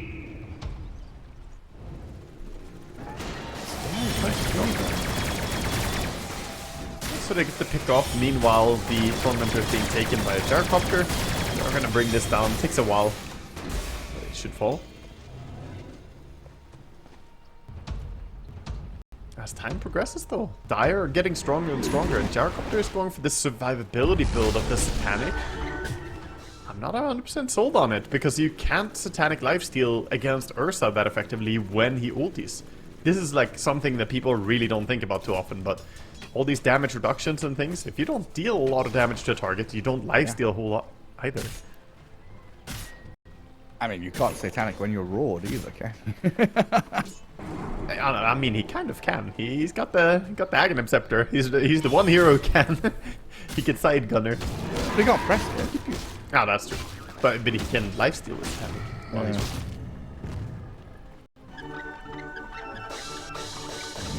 I was kind of expecting the we had this discussion the other day, right, about that Parker build versus the conventional build on Gyro. I was kind of expecting some kind of Dragonlance, Sanjiasha, Lincoln Sphere, whatever, here against. Yep. I wouldn't have minded the Manta Hurricane Pike type build, because Hurricane Pike is really, really good against the Beastmaster and Ursa as well. But this is more of a tank build. Yeah. It farms decently, but he did have a massive head start, and he's almost been caught up to by Ursa. They saw the Enchantress for a second, and that's going to be enough. Till the end comes here. right on time, but Enchantress is scoring away from the field. Cooldown is required. Now, how long are you going to take to chase down this End with 17-1 charges? Apparently not too long with all the magic burst. Yeah, Gyrocopter does have 4 points in Rocket Barrage. Thank God. I always get a bit triggered when I see a carry Gyrocopter just not skill Rocket Barrage at all. It is a crazy ability. Storm Spirit. Oh, Stampede into Blink Stomp. Difference actually gets found. He had BKB and 500 mana. I did not think he would get killed by just Hoodwink and Centaur, but he stayed on Intreads, didn't have a chance to use his stuff. He did also pop his Soul Ring right before, so took damage to himself there. Chain stunned to death. I don't know what the sequencing was there, but a good pick-off nonetheless from Runa team. That was Bushwhack. Bushwhack first. I just mean, what was Storm doing? Was he hunting? Because he's there alone, right? Yeah. I don't know, just unfortunate enough to walk into territory where the Hoodwink has already set up shop. Sneaky Hoodwinks with Glimmer Capes can always find you. And we've got to start eyeing up Roshan now. Oh, for 25 minutes in, Ursa, he's hungry. Radiant team have to have that on their radar. And it looks like Beastmasters are already sending boars in there to scout it out. And as we're talking about it, a bunch of pings. Hey, Roche Pit, highly valuable area. He is about to switch homes. Dire can take it very, very fast, so you gotta keep controlling it for quite a while now. It's probably safe to start swapping over. Both teams should take over the top part of the map. Might see a smoke on the side of Dire. Shadow Demon does have a smoke on him, and we see him TPing to the Beast. You're probably gonna click it soon. He wants Ursa as well. They had to clear that wave because Alberca's being pushing with his Hellbear. So bot and mid can get shoved by the Helm creep. The smoke, though, super important. 4 members from eSpoiled sat behind the Ursa, looking for a team fight into Roche take. That's what is vitally important to them right now. Yeah, Roche is making his way over. Disruptor steps down. Not a bad target. Straight in there with differences. Storm Spirit, Static Storm gets dropped, but nothing. And Ursa, he's still smoked. Has Blink Dagger BKB. He's looking for any lurkers or stragglers, and they've pinged they see Centaur. him. They see Centaur. He's up under to a the ward. north. They're going to jump in on him with a storm. Misses completely. Alberca's going to stampede and get away from danger. There's a demonic purge placed on him, but doesn't get out of there. That's Stampede gone at least. A pretty important tool in the team fights to move your Gyrocopter around.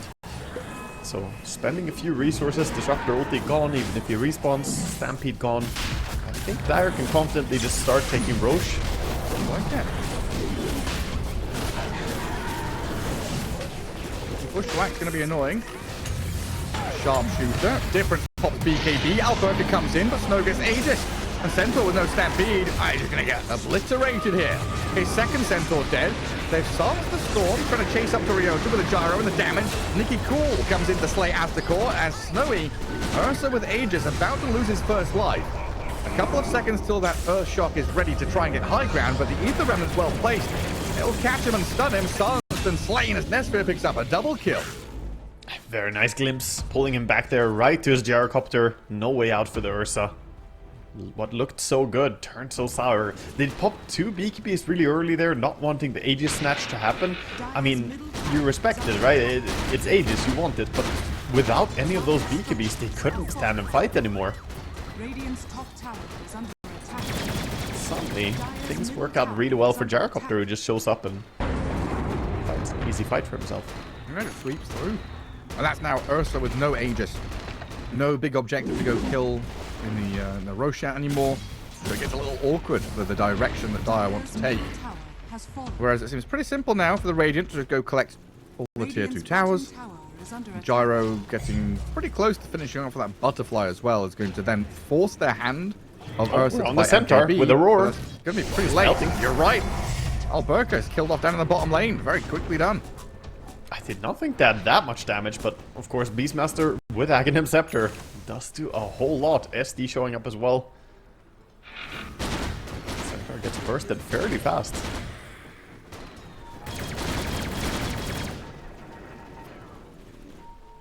Game is swinging pretty back and forth. The Lincoln Sphere on Void Spirit might allow him to be a bit more aggressive now, pushing out the lanes. As all the real catch they have is single targeted.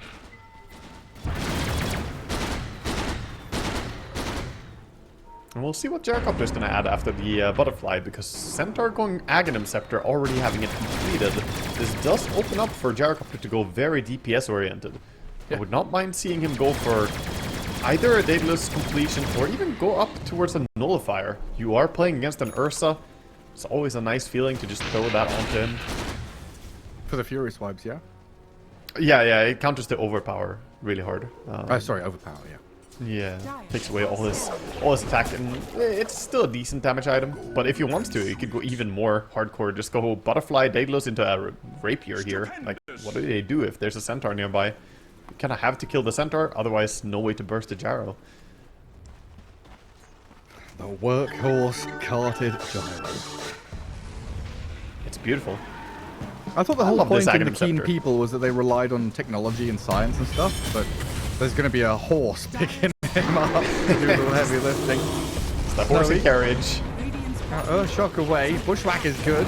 Still enraged, but the damage comes thick and fast from Runa team. And he held that BKB. Could have tried for a BKB TP out, but gets picked off. A little bit too late. The moment he gets jumped by a Void Spirit, he realizes, okay, I can't do anything anymore. I'm just dead. Ooh, blink away by the Shadow Demon. Pops out with a Static Storm before the damage tick hits. I can keep the pressure on that tier 2 for a little bit longer as well through the Enchantress and Beastmaster. But yeah, exactly. Look at the Gyrocopter. He's ahead of the waves. He's going forth. He's going to press forward onto this tier 3 tower, whether eSpoiled like it or not. With Ursa dead for 30 seconds. And if he has buyback or not, it feels like if he did, he wouldn't use it. Yeah. He doesn't, so he can't. There's no way you want to buy back here anyway. You're gonna have to try and solve the Butterfly, so that means he wants to save for MKB. So either way, you're just going. And then a jump in. Albertus tries to toy around with the Shadow Demon Disruption there, but it doesn't matter in the end as Aspergore gets blown up by Queasy and Nicky Cool. And Nesphere going to front line here to finish off the range barracks, flacking back onto any defensive posturing from eSpoiled, and moving on to the melee. Quick racks, and unfortunately for them, they don't have a tier 2 taken on the side lanes, so can't just transition this into a further push, but still amazing damage done.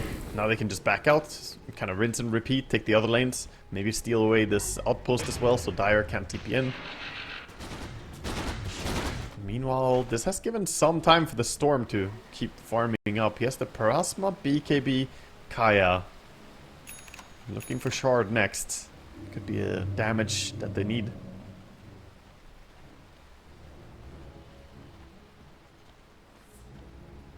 No matter how you twist and turn it, the Centaur has to be bursted somehow. They've got a lot of things they've got to try and solve in these team fights. But as we progress later and later in the game, you know, chaos ensues. The fewer and fewer mistakes that you can make without them being exploited and turned around on you by your opponents. Buybacks start to become a pretty big factor. Next Roshan's going to be a huge objective.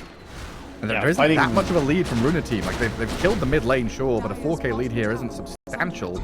Dire are a fearsome force. Dire want to go around this. They're anticipating that there will be a high ground push with this Gyrocopter, so they're trying to go behind. Storm jumps in. Right into the Static Storm, saved by Disruption. Nicky Cool's on the high ground. Nesphere moves in. BKB from Storm. Different cast zip out. They've rolled the Gyro, stunned him up, down to half HP, trying to focus into him. Is it a clutch? They're going to try and save him though as Alberti comes forward, cuts him up, and the Gyro is protected. He can stand there, pivoting and turning. He's a tower now. The Gyro can't be touched, picks up a double kill. And that might be lights out for eSpoiled here in game 2. They'll catch the Enchantress on the back end of the fight as the core trying to delay the push as best he can, getting to low ground and TPing, but cancelled in the end by his death. Gyro, in the meantime, is on the buildings, focusing on objectives. I mean, Centaur Aghanim single-handedly win that fight. They don't need to do anything else. If they go on Gyrocopter, he just gets picked up and that's it. You don't have a solution. He doesn't take AoE damage. That's just game over. They didn't respect the Gyrocopter or getting saved by Centaur.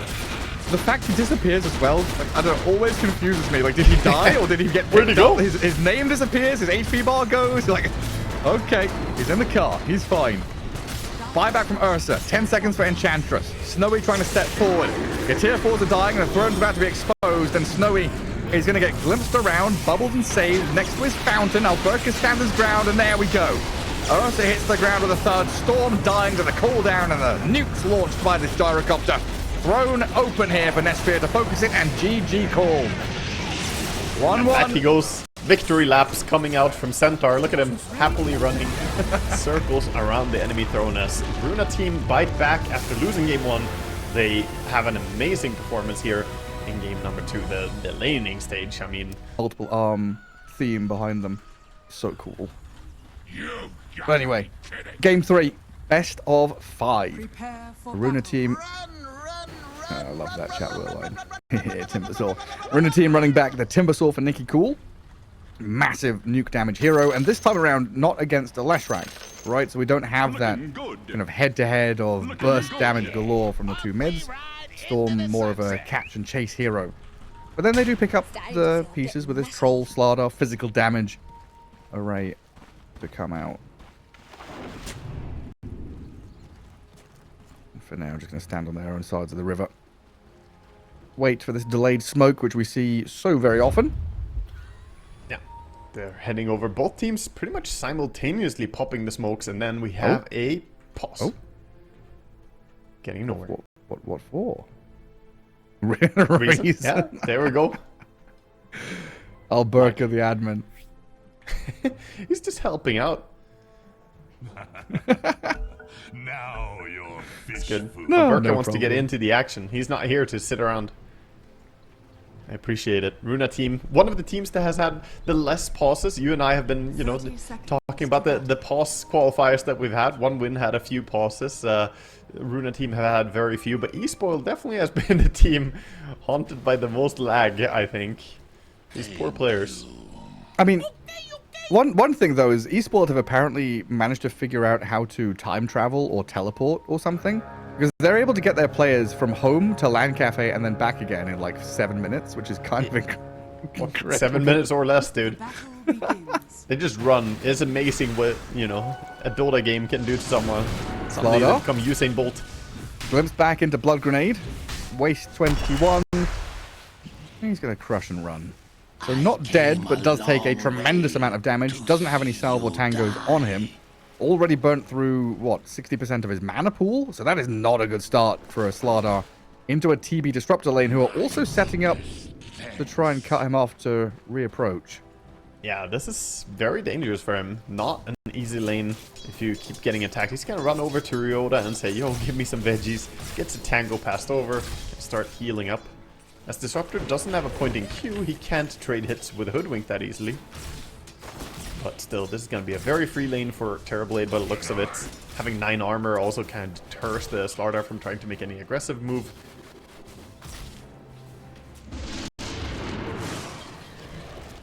I remember the first game I cast when they had just added damage to Glimpse. And it hadn't quite settled in yet. And we were like, level 1 Glimpse? That's so garbage. What's he doing? I can't remember who it was, but he got like 3 kills in the first 2 minutes because no one had also experienced it yet. Like, wait, Glimpse is doing damage to me?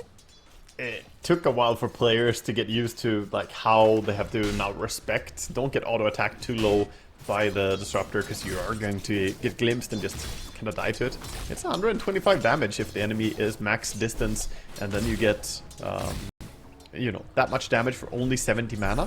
If you compare it to Thunderstrike, which is 125 mana and does less damage. It's only 100 damage. Yeah.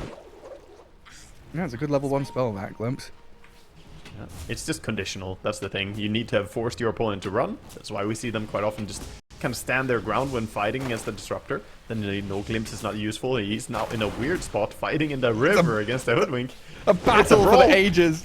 Oh, he's going to get bushwhacked up to high ground. Not quite, though. Glimpse back on Ryota there. 2-minute Water Rune has spawned bottom, and they're trying to get across to it. Hoodwink actually losing out in this trade so far, but has another bushback in a second. Water Rune denied. Storm trying to move over. And Oh, then the there's Iron a beautiful Branch little bushwhack? tree place into bushwhack. Body blocks coming. Ryota gets in front of the Disruptor. It gets pushed up to high ground. What the hell? By the electromagnetic repulsion. Oh, no. What a funny move. Now Terrorblade's on the high ground here, ready to get in there with Metamorphosis ready, but oh, Ryota doesn't land the bushwhack till the end, and Nesphere will get their first blood. Man, till the end, just making some plays with absolute nothing. This is what I love to see. Supports who just, I don't know, manage to make plays with so limited resources. Glimpse level It's 1. funny. What do you mean? Glimpse level 1 is so good. We were just talking about it. He's got so many things. Yeah, we didn't even talk about how he has the electromagnetic repulsion. That sounds like a ultimate right there. Pretty good. Incredible.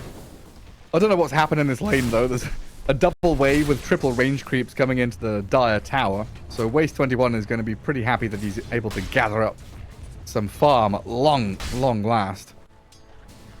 He is down in the dumps, 10 and 6. This Slaughter has not had any easy time. Mid lane, pretty close farm trade. Both of them kind of just CSing away. A few denies being had, but not too many. And then top lane, Bat and Tide versus Troll and Oracle. Quite often Troll is the master of these lanes against melee offlaners, but Tide is doing pretty well for himself up here. This gotta be one of the highest value Magic stick lanes I've seen, you know, both sides as well. Tide Hunter, already 11 stick charges. Fantastic against the Troll and Oracle. Just gonna go for a pull. Pull gets connected by Asticore, and I don't think Tide minds too much. Good run up and farm this. Yeah, just hit the wild wings. Radiant's middle tower Wants to make sure the range creep doesn't get denied though, so you've got to keep your tabs on that. And Fortune's End and Snowy stepping forward. Going to get a good amount of damage here onto Alberca. Again though, 13 Wand, Lotus and Helm of Iron Will makes him a pretty challenging watermelon to break. Yeah. Bottom lane, again, just trading back and forth, continuously trying for stuff, but Starter has found some respect for Terrorblade, not wanting to fight him head on.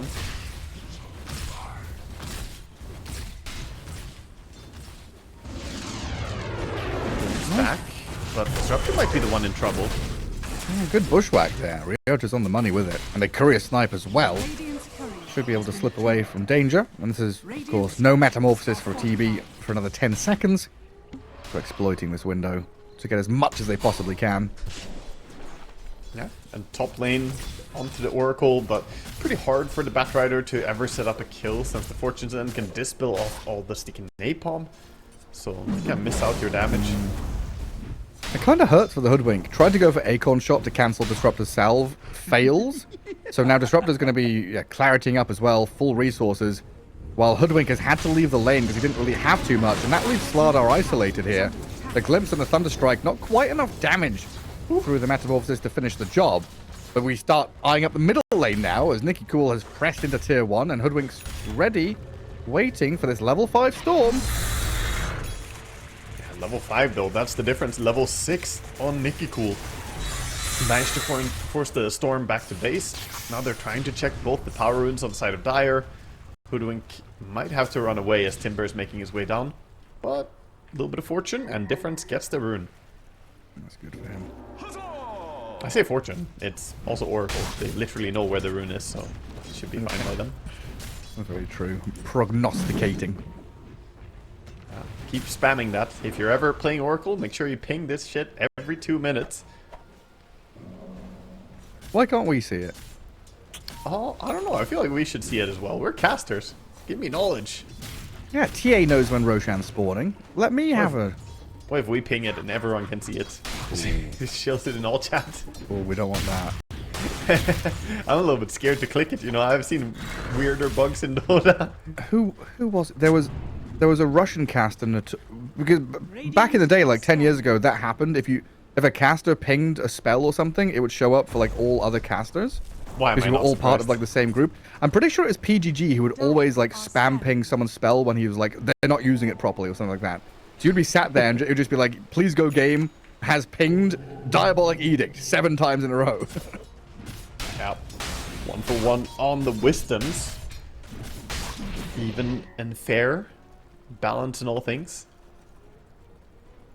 And Tide starting to cut waves up top. He's pretty close to that helm of the Dominator, and pretty hard now to boot out of lane since he's so damn tanky. Yeah, good Troll luck. Warlord's gonna dip back into jungle to try and accelerate his farm. Go through a couple of camps, and then back to wave as it approaches his tower. Already So- the Tide can nearly tank the troll indefinitely with a Kraken Shell and the Anchor Smash. One for the Helm. It's a bit too much to go through. A pretty slow start compared to a lot of the other games we've had. 1 kill in 8 minutes. No aggressive moves on Wisdom Shrines. No one really pressuring into towers. But nobody really here, until But TB's the ready, stacks. goes and hits objectives. Stacks being made everywhere. Dire's middle tower is under attack. Disruptor creating 2 stacks at once. Batrider only managed to get 1 stack. Hoodwink got 2 stacks. 5 stacks created in that 1 minute. Slaughter being targeted now. Batrider joining in for this. Thunderstrike tags him up. Flamebreak pushes him back. Trying to crush and run, but Waste 21 knows that his life is forfeit. Meanwhile, though, Alberca, with Nikki Cool, have managed to take down the Aztecor Oracle up at top. Good first move for the Timbersaw there, playing into the Tide. You've got level 6 Tide, but not leveling Ravage yet. Doesn't need to. Yeah, no need to put a point in it. More importantly, he needs to max out his Anchor Smash as much as possible, and having 1 point Gush is also pretty good for these random ganks. But unlikely that they're gonna try and target him anyway, so doesn't really need to worry too much about getting ganked. So far, a pretty honourable game, but it has been Runa team coming out slightly ahead in these engagements, finding pickoffs, getting a 3k lead. Starting to build up towards that scary moment when Terrorblade comes knocking on your doors. Hoodwink walked over a ward. Gonna get tagged up a Disruptor, or doesn't even need it perhaps. Actually doesn't get the range. Now he has the range, but it's a bit awkward. There's a lot of dire heroes nearby. I couldn't quite find him. Slardar. Ooh, hang on, mid lane. They're jumping on that Batrider. Finish him off. Ryota with a blood grenade to get the kill. Yeah, lasted blood grenade. Well, gets the takedown. This is what we always look for in the Storm Spirit. Getting involved in some kills, get some action going. Maybe, just maybe, a little bit of tower damage. Again, they've drafted themselves a lineup that doesn't really push towers very well, except for their carry. So, I think it's very important for eSpoiled to try and do some tower damage when they can. I was going to say, is that the case for both teams? It is not. It is not, actually, because Runa team, they don't have the biggest damage, but they have a Tide Hunter. Tide is amazing at just going up and sitting on a building, and he has a Dominator as well, which makes him even better at that. Especially with a Dommy, yeah. Yeah, so he's going to Siege. But yeah, as the Observer points out, it is a stoked Batrider. He does not have the massive amount of building damage. Yeah, bringing some... Then with the catapult, TB is also here. TB is insane at pushing towers. Oh, absolutely. So he doesn't throw. A few slices towards the Oracle forces Aztecor back. Nikki Cool zoning eSpoiled away from defending this tower at all. So TB doesn't even need to use Metamorphosis or anything. Just a quick and easy tier 1 take back through the gate to go to farming again. And mid lane, coming to TP forward to try and defend the bat. Fairy Fire popped, Magic Stick used. The heals come in and Queasy gets saved up by Alberca with a Lotus, I believe. Now they turn on the Storm, who's out of mana completely. Static Storm. Alberca has Ravage now as well. The Bushwhack maybe delays the death of the Storm, but the damage is there from Nikki Cool. Unfortunately, the Glimpse was still available as well, so no need to even pop a Ravage for that one. Holding their big spells and still able to get the punish on Storm, and now mid tower falls. Top tower already gone, and look at TB. He's sieging with the bottom catapult wave. All the towers are just dropping. And Nikki Cool. What's he up to? He's still a triple ancient stack. That's a lot of gold. It feels very early to say this, like it's 12 minutes in, but 5k lead, this is starting to feel inevitable. The Radiant are amassing a huge lead. Their heroes are very scary when they're on the front foot and playing aggressive like this. And I guess the problem for me, yet again, is one of these elements from eSpoiled in the fact that Slardar has had a very rough game, is pretty far from Blink, is bottom of the net worth of all the cores. He's only 1,000 ahead of the Batrider, and he's the guy that has to connect everything together. We've seen this before, right? When he went for that Yule's build and really struggled to play the game. Yeah, I'm not sold on first pick Slardar. It feels too exploitable. It feels like there are a few heroes that are just countering it, and they try their best to patchwork and solve it. Like, oh, let's pick the troll ourselves so we don't have to laning it. But then there's still TB. Yeah. And TB has the same effect. So I think opening with a hero like Mars, opening with a hero like Beastmaster, etc., it does not get hard countered nearly as easily. And even if they had the idea of flexing their Slardar mid, they didn't end up doing it. So now you're just back to, okay, you're Slardar against the TB, which just sucks, honestly. It's a tough lane. Now he's just, in permanent recovery mode. Doing decently to get towards that Blink Dagger, which I'm assuming has to be his first item here. I don't know if you've got time to finish up a Shard or a Soul Ring. He's got the Shard in his quick buy, but I think he has to go for the Blink. I mean, the time is running out, as we were talking about. The next time Metamorphosis comes off cooldown, they might just start going for your tier 2 towers. Yeah. Yeah, very easily. With this, Tidehunter hasn't had to use Ravage yet, so that's always a threat.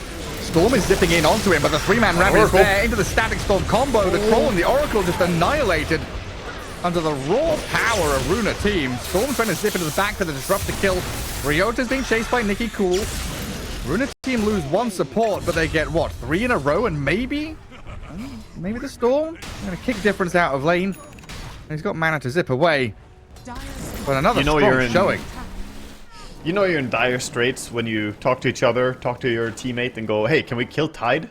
When Tide is full HP and you don't see any enemies. It's like, it's never the hero you want to go on first, is it? Unless you have some crazy hero for killing Tide, but they don't. You would have to have, I don't even know what hero would justify this. It's like maybe if you have Razor, I guess, or something, like you link onto him, but... Yeah, Timbersaw. Timbersaw would be a good one. That's true. If you had Timbersaw on yourself, though, on your team, yeah. But they don't. They have a Slardar.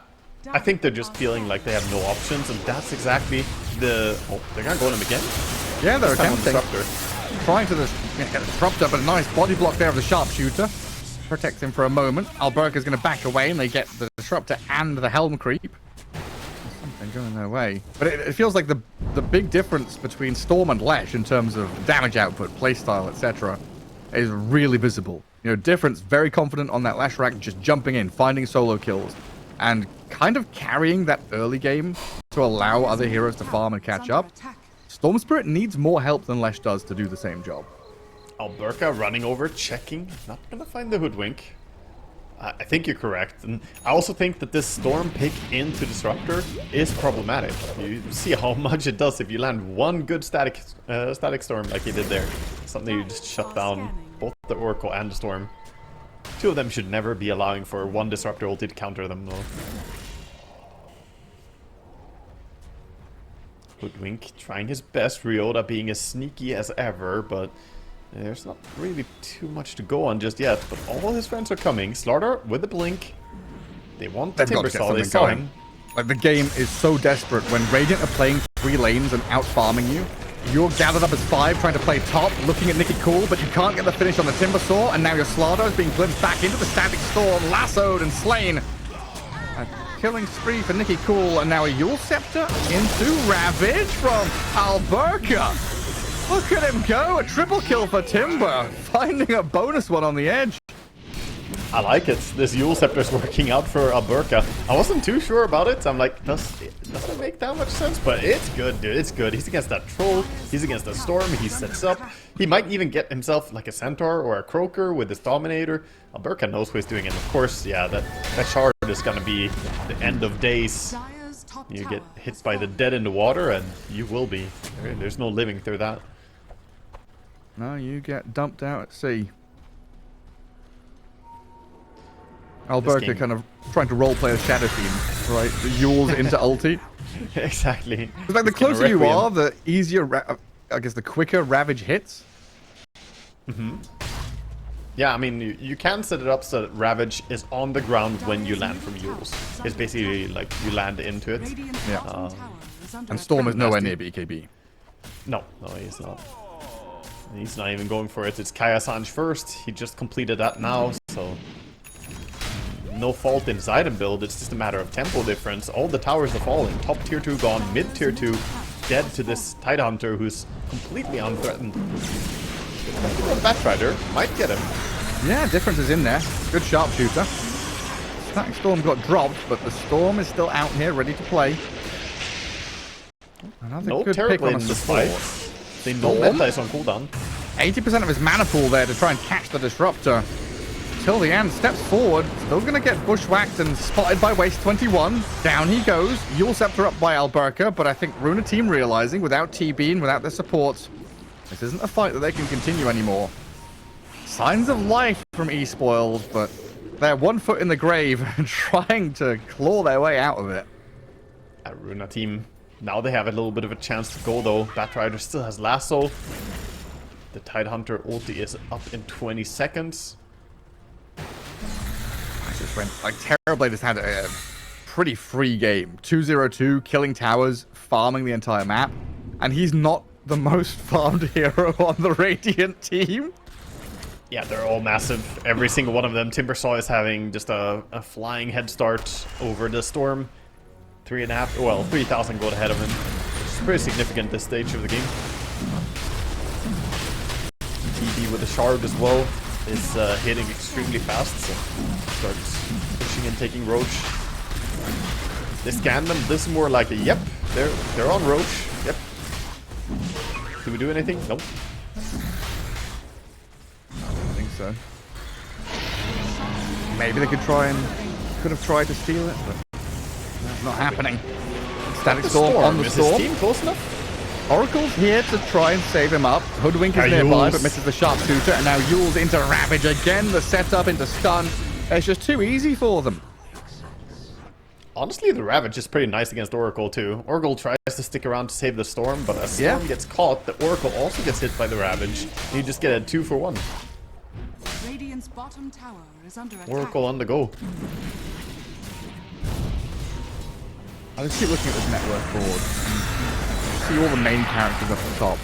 And it's like, oh, no. I don't know, reading Lord of the Rings, you've got to go into the back of the book to find the Slardar in the index somewhere. I've got the Cave Johnson announcer going on. He just said this is hard to watch, and I fully agree with him. It honestly is. I think the Troll, no matter which core he ultis onto, he's not going to lifesteal very much from any of them. Terrorblade, 25 armor. Timbersaw has the plate mill backpack, so he could have a lot of armor as well right now. They'll kill Disruptor again. I mean, yeah. Genuine. Let's have a look at the gold graph. Because I feel like the last... I mean, all of the kills they've had have been on Disruptor, basically. Right? Yeah, I see a lot of Disruptor heads down there. It's just him. Disruptor, Disruptor, Bat, Disruptor, Disruptor, Bat, Bat. So the cores on the Radiant have not died. Yeah, none of them have died. They're all 0 deaths right now. We have a 7-0-6 Timbersaw. Feeling confident as hell with the Aegis as well. I don't think anyone is killing Tidehunter anytime soon, to be honest. Ryota and Difference trying to go through the Twin Gate, but they've been rustled. They don't have the follow-through stun this time, so Yule's into zip away. He's going to get the Storm out of there. A long zip down towards middle lane, in fact, but they kill off the Hoodwink. They find the D-Ward and the Tormentor as a nice little bonus for them. The shard over from Batrider. Yeah. It's good getting a free shard, but, you know, now he can start burning those buildings. Yay! Always something. I don't think he's gonna contest the Terrorblade in building damage, most likely, though, but, Probably you know, not. queue up the Moon Shard. Let's go, Batrider. So next round of key items to give eSpoiled a chance are the BKBs. Troll has one very shortly. Storm is still pretty distant. And, I mean, let's just not talk about Slardar, shall we? Yeah. Wait, you already mentioned all the cores. What do you mean, Slardar? Wait, the supports are... I didn't say anything about cores. I just... Oh my goodness. Bat's overtaking him. Blink Force. Tranquils on Queasy. I'm telling Ready you, man, to go. Slardar, liability. Here's a setup, though, from eSpoiled. They're in position, getting ready to go. Snowy is in the trees right next to the Disruptor. They de-ward the sentry, and it looks like till the end is going to get jumped and killed pretty quickly, but they've got a lasso saved up by the Oracle. Difference now can turn and fight. Troll popped his BKB and ulti, though, so when Alberca arrives and runs straight in towards them, dead in the water with the anchor on him, Troll doesn't really have any options left. It is stand there, fight, and die. You've killed 2 supports, you've lost your Troll, and now this is where the pressure comes. Timbersaw sprints in towards mid. trying to catch the wave, and Terrorblade just guns it for your bottom tier 2. He's just going for a little dive into enemy base. He was thinking about diving even deeper, and he could, honestly. 1 minute on Aegis still. They already used so many resources to kill off the supports. And this weird thing where you get both the enemy supports, but then you just can't fight 5v3. And, oh... Settings? Yeah, lag. DS lag. Horrible bit of lag right now. Gareth, did you also lag when Oracle died in his own base right there? Yeah. Big lag. Okay, go. We're good. It was Aztecor, right? It was Aztecor was the one. It was Aztecor doing the pause, the settings pause. So now he gets killed in his own base. I don't know. There's something going on with the pauses, you know. I don't think it's always authentic. The lag. I'm trying to say.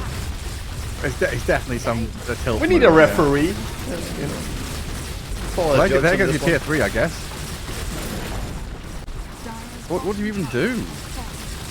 I mean, right now you just accept that your base is gonna fall, but the sad part is, I don't know what's gonna make the Terrorblade stop other than him wanting to go on a shopping spree. Like, maybe he has to go over and take a little stop at his favorite store, but that's the biggest reason he's gonna back out. How? Snowy. Getting beat up by Timbersaw. And that Shiva's gonna hit hard too. Into a troll, into an oracle. Getting a lot of healing.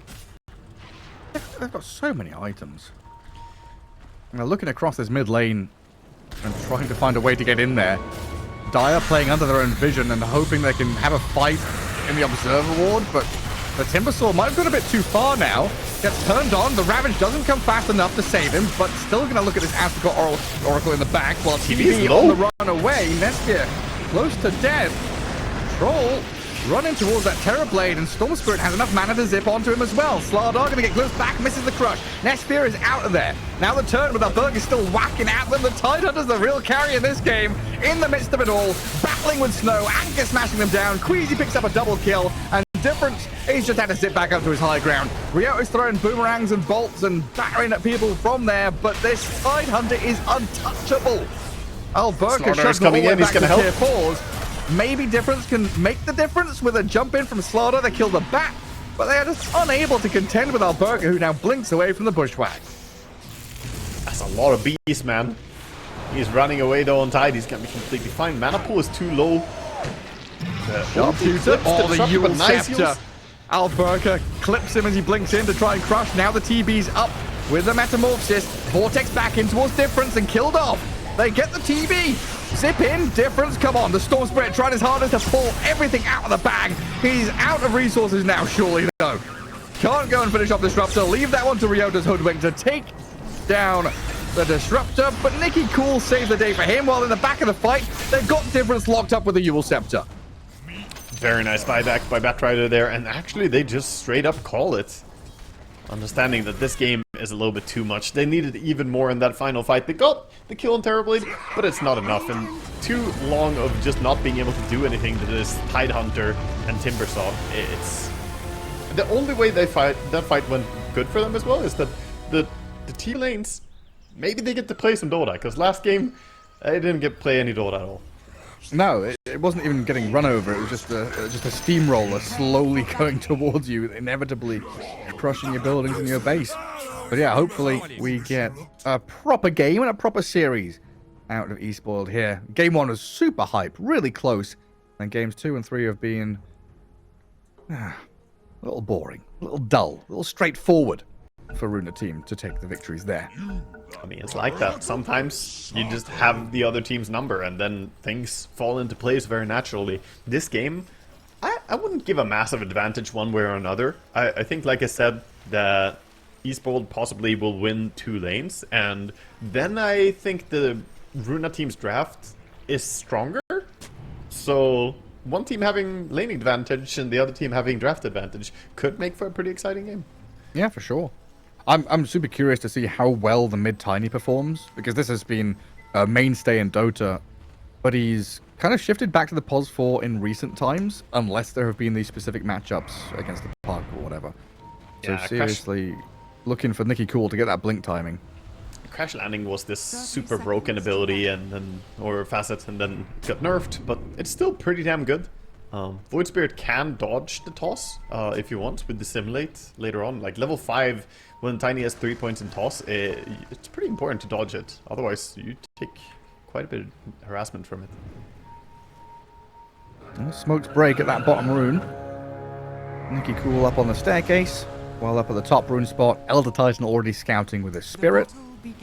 He's going to step forward here and try with Snowy to take the bounty, but Alberca with a crush will do it simply, while Nicky Cool has been speared back onto the dire side of the map. That's the wrong neighborhood, Nicky Cool. Oh, he's going to die here eventually. Difference and Ryota going to chase him into the waiting arms of Asdacor. Waste 21, though, has been munched on by Nesphere until the end. So we do get first blood for Silencer. Yeah, first blood claimed. Not bad. Already one brain drain claimed as well. Getting that scaling. I would love to see it. And what's he gone for? We've seen some of these silencers go for the glaive facet, but he's gone for suffer in silence, right? He's suffer in silence. Yeah, I've been very vocal about how I feel about the other facets on a support silencer. Who was it? I don't know. They didn't have glaives until like level 12 or something. He didn't skill it. He took the other. He misclicked, dude. It was 100% a misclick. I think he played like he probably played some Overwatch or something, and he played the other facet, and then he oops, it's time to play real Dota, and he had the other one auto selected, you know. Yeah, he's in turbo or overthrow or something, isn't he? Exactly. Here we are, lanes set up. Snapfire and Slardar gonna try and face off against this Asdacor ET with Reflection to help him out. So this lane isn't just like the straight 2v2. There's added tools out of Spirit and Reflection. You add a little bit of wallop to your hits, but when they pair up like that, Asdacor takes a decent chunk of damage. Down lane, pressing over to the Radiant side. TB gonna Metamorphosis, try and zone them away from the wave. At the early meta, just securing last hits, making sure he gets off to a good start himself. He's not going to deny too much with this, so Slardar is doing okay. Meanwhile, the two supports are having fun with each other, just running after. Yeah, blocking up camps. Dire Sentry is there already, so the Radiant Sentry that gets placed now can be de-warded. Asdacor kind of pretending he doesn't see it, giving the punches to the Snapfire. Scatterblast to slow him down, but Queasy's still level 1, so doesn't have a cookie or anything, and the big hits from the ET take her down a notch. Asdacor, he just knows this hero really well.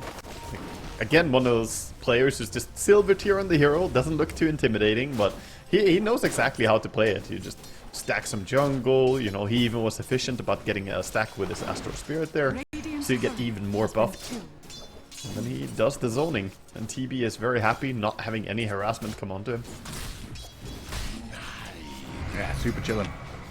But while that's happening, it looks like Slardar is able to pick up a ton of farm. The difference between the Slardars in these last couple of games is tremendous. How has Alberca got so much out of this lane when Waste 21 couldn't? Well, Waste 21, didn't he take like 50% of his HP as well before the game started? So showing up with no HP to the lane is generally not very good for your laning stage experience. I had forgotten, but that's a very good point. That was a bit painful when that happened. Mid lane, Void Spirit taking a slight lead. Not too much though here, as Nicky Cool about half HP, but standing his own. Both getting a lot of denies, 8 denies and 7 denies already. Both these heroes hit pretty hard and pretty fast.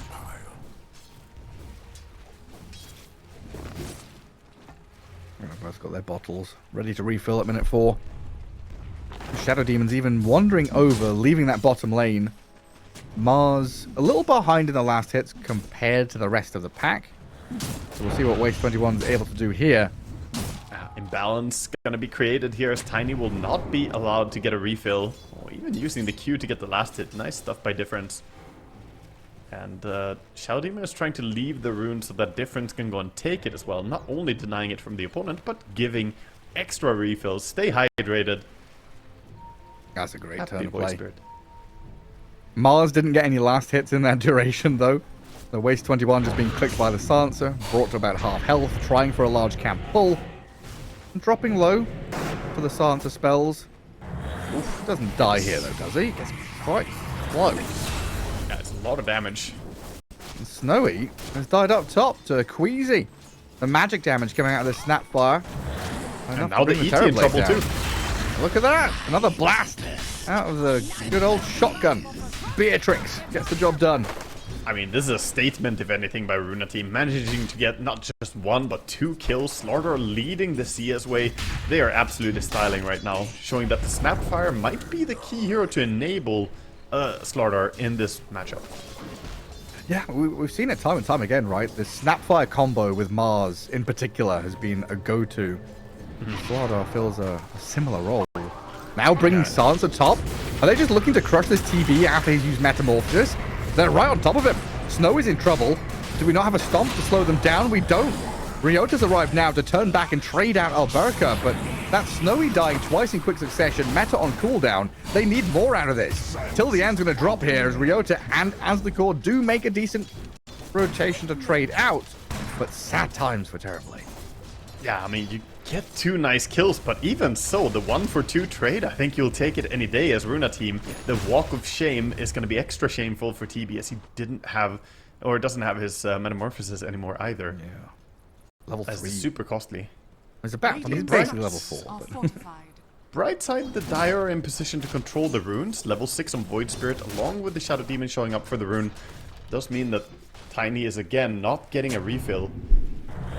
Once, it is kind of painful, right? You didn't get your water rune, but twice now, not getting the power rune as well. Nikki probably not feeling too good about this. What's... Man, I'm struggling to form my sentences today, my question. So, take your time. Yeah, I will, thank you. We've seen this Mars against Lifestealer matchup before, and we've seen the supports leave the lane relatively early on before. But I feel like usually I've seen the Mars start to take over the lane, get a ton of last hits, and Lifestealer kind of says, okay, I'm going to go jungle a bit. What makes it good here for Lifestealer to be able to stick it out and just lane naturally 1v1? I'm actually gonna... Okay, so first we can look at the Wisdom setup here because it's kind of interesting. I'll come back to it. Ryota is trying to do the play, let the Snapfire start taking, but Snap is not starting. She sits back instead, sets up the trap for Shadow Demon, who's gonna get punished. The counter trap with a Slaughter coming in as well. So a kill on a Shadow Demon with a spree, and they guard their Wisdom Shrine. Nicely done. I was like 2 layers deep there. The Shadow Demon is like, I can steal it against him, but then Snap thinking, it's fine, I just don't even try to take it. Very nice. Heads up play from either side. Just a little bit bigger head on Queasy. So going back to the detail about Lifestealer and Mars, the difference is down to one thing. It's face boots. If you allow your offlane core to get face boots first in that matchup, then he's gonna be fine. So Mars with face boots early and Lifestealer on brown boots, Mars can bully the Lifestealer hard. But this time the other way around was the case. Now Lifestealer using those face boots to join top, goes for an ancient creep. Difference is up here with a DD rune though, looks like, trying to get in onto this Snapfire who's caused them issues, but the turnaround play with the stuns and silences. Difference, the ET stomp sets up a turnaround again to save him and allow the jump back in. Scatterblast across the front and the inverse jumps out. Nesphere with an incredible amount of nuke damage picks up a triple kill. Nerf this facet. You were talking about this, weren't you? Was it the Gore Keeper or whatever the hell it is? Gore Storm, yeah, Gork Storm, yeah. 2,000 damage in about 2 seconds as well from the Lifestealer. He wasn't even there for the majority of that fight, and he easily tops the damage. I mean, Infest is just insanely strong. You do exactly what you did there. That was textbook by him. Gate. What was it? AoE Laguna Blade you were saying? Yeah, I mean, this was a better Laguna Blade. It actually did more damage than level 1 Laguna Blade to every single player in the area. I mean, it's crazy. Can you imagine Alina just popping in and throwing an AoE Laguna on everything? No, of course you win that fight. Goodness. It's so strong. That is just absolutely insane. Nesphere now getting all the tempo. This is going to be an early Radiance timing. You can already feel it. So I do want to come back to this Mars topic. If that's the case, why then has Mars kind of skipped phase boots? Is it just that Lifestealer got there first, it's not worth me rushing it anymore? Double Bracer Soul Ring is better? Yeah, because if he gets face boots, but Lifesteal already has face boots, the same effect is not true anymore. You're not gonna, like, suddenly do well against Lifestealer. Right. You already missed that timing. It's like whoever gets the face boots first in the matchup can really bully the other. Because you play this kind of back and forth, you run forward, you've got armor, you hit, you run back. Dire's top tower He is thought about TPing top, but no friend nearby, so think better of it. TP on cooldown now for the Mars, and I think he TP'd under a creep wave too. So enemy are aware of that. Meanwhile, Slardar having a very good start. 4,700 net worth, getting closer and closer to a Blink Dagger. About the same amount of net worth the slot I had in the last game. The last 30 At the end of last game, yeah. Or the amount of damage he had at the end of the game as well. Oh, We do boy, have yeah. a move here onto the bottom rune to get difference, the Arcane rune. Nicky Cool going to send some toss creeps forward and a good long-range scatter blast there to claim the kill. But now an ET Stomp into God's Rebuke, a spear back on the Tiny as well. Nicky Cool pretty damn tanky though, pops the one, needs the arena, but the kiss is landing in and a toss up into the sky. The damage flies in, a double kill for Queasy, and Nicky Cool is kept alive. Waste 21's being pinged out now as well. Who's this? Who's this? Coming around the corner. It's Misfit with a big black dragon. Jumps out of it. Till the end. Gets the kill on Void Waste Spirit 21. doing? Now Global Silence comes in with a crush and a catch onto the difference Void Spirit. Oh, the Tried game to just get the timing. collapses. Oh no, not like this. You can feel the hopes being shattered here. They worked so hard to get to this grand finals, but now getting completely demolished from the laning stage, from the get-go. It is Runa team looking like the team is already destined to go through. I mean, there are ways to come back. They have Terrorblades. They need to farm up, but I just see problems here. The Void Spirit has no boots still, by the way. He's gone for this Vessel Rush build. Where are the boots at? Don't you need them to kind of move across the map right now? This feels very slow. Where are all these couriers? Oh, Blink for Slardar is being hidden. I guess the other courier there for Lifestealer is waiting for Relic. And it doesn't have to wait. Actually, got it's waiting for the Talisman. He's already got Relic, waiting for Talisman. Yeah, he is very big. And this is the thing as well about Lifestealer versus TV. Hold up. Nice pickoff on mid. This is good. Difference needs these pickoffs. This will maybe propel him towards Boots? the important thing so he can move around and get more kills. But no, I was gonna say the matchup of being Lifestealer against TB, it's a bit, I don't know, it's hard to describe. Farm TB can always like deal with Lifestealer very, very easily, but give Lifestealer a little head start and he becomes this unkillable monster that you're just not able to control. And I talked about it in the draft. They don't have the best lockdown for a Lifestealer. Like disruption doesn't do anything. ET Stomp is too slow. I might be wrong with, I guess, my read, but it's... Oh, hang on, we'll come back in a sec. They're making a move onto this Snapfire. Difference jumps over to Queasy, and they should be able to pick her up, take the spree away. Shadow But Demon. the fight in the back lines is brewing with Snowy in trouble. The Global Silence, no Sunder available. Radiant's Till the top end, tower a is double under kill attack. for your Silencer, and they force the Void Spirit to jump away as well. Might still be Chasing? chasing, actually. They have the blink on Slardar, but no blink on Tiny yet, so I think it's going to be hard. Astral Step is available. Should be safe here. So Even gets the creeps. it's felt for a while, we've talked about this a bunch, right, with the Lifestealer Aghanims, the Radiance, all this good stuff against the Terrorblade and his illusions.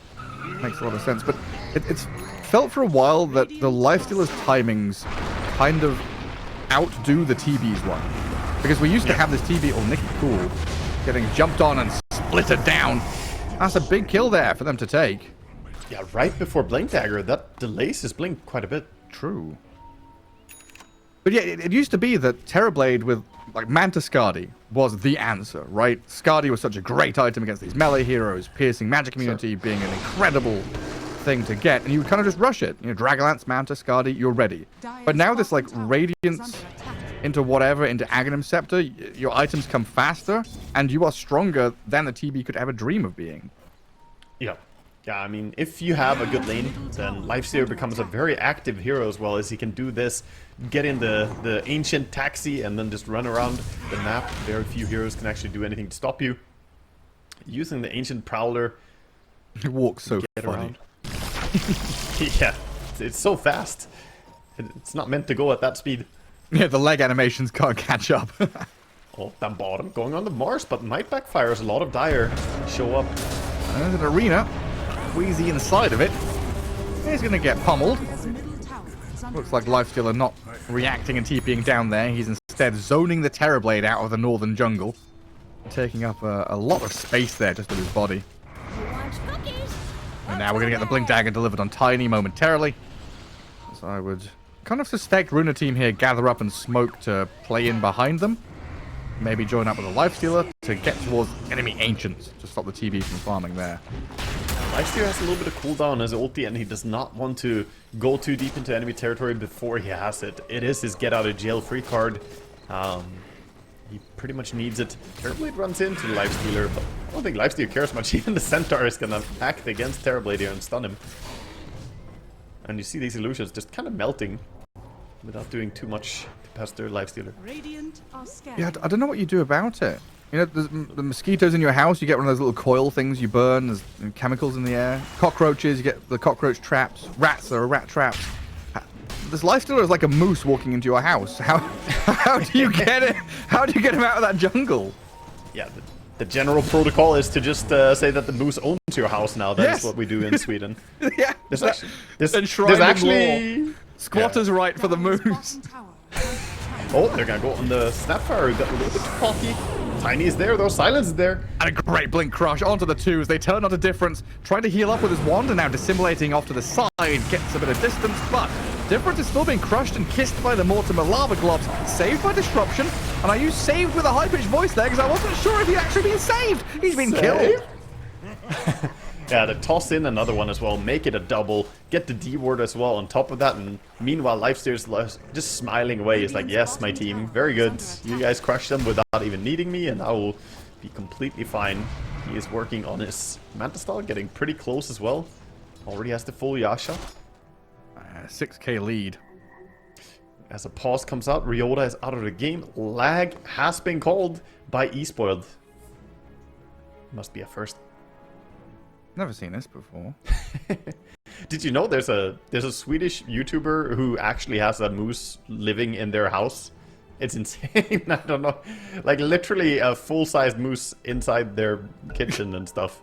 I don't know, man. Did they build the house around it? I don't know. It comes and goes as it wants. It walks in. Well, they just got a big enough door for a moose to come in and out. The moose kind of, hunkers down to get into the house. It, makes its way. Dire's I thought it would be one of those situations where, someone lives on the 40th floor, but they want their, 1940s Porsche up in their apartment as a showpiece, and they dismantle it and take it up to the apartment, or they build a house around it. No, the moose just wanders in and out. Yeah. Oh, Boots! I mean, if Boots! Thank you, Pablo. It's Boots time. Oh, dang. Oh, we have the stat man here. That's 9 minutes slower than average, Gareth. Where are you getting that stat from? That's actually a lot less. It's like more like 13 minutes It's slower than 13 average. minutes slower than average, yeah. Dire's top tower Yeah, sorry, is compared to under his own attack. Void Spirit games. Radiant's bottom tower is under attack. 8k lead for Runa team, and no signs of slowing down. It's going to come Dire's down to top tower is eSpoiled under attack. to try and make a move through this Mars. Right, you're seeing Queasy tip waste because this Mars is meant to be the hero that kind of lifts the game on his shoulders and says, hey, I'm going to jump in, initiate, find openings. But so far it's been kind of hard for him to find core kills in particular. We're looking at Lifestealer, who's not easily killed, Tiny, who's incredibly tanky, Slardar, same story.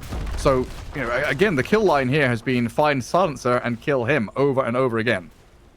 Yeah, I think overall the draft is just a little bit easier to play out for Radiant, and after they got such a nice start in the lane, they're not giving away anything for free. We're gonna kind of see that crazy tower dive or some stuff going on. Dire are still on the prowl, looking for any chance to get themselves back in the game, but 8,000 lead at 18 minutes. It's hard to overcome that. And it's like Terrorblade has his Manta, but he's probably still not comfortable to go and play into bottom tier 1 or anything like that, right? It's still fighting into a Radiance, fighting into a possible global silence, so you kind of have to hold your Manta style. Yeah, it's not easy for him. But it's like Needs more items. you basically just got your Manta, and Lifestealer is sitting there thinking, I've got Radiance and Manta. Yeah, you farmed an entire Radiance on top of what you have. That's what it feels like right now. It's not far from it. Yeah, 500 gold to go.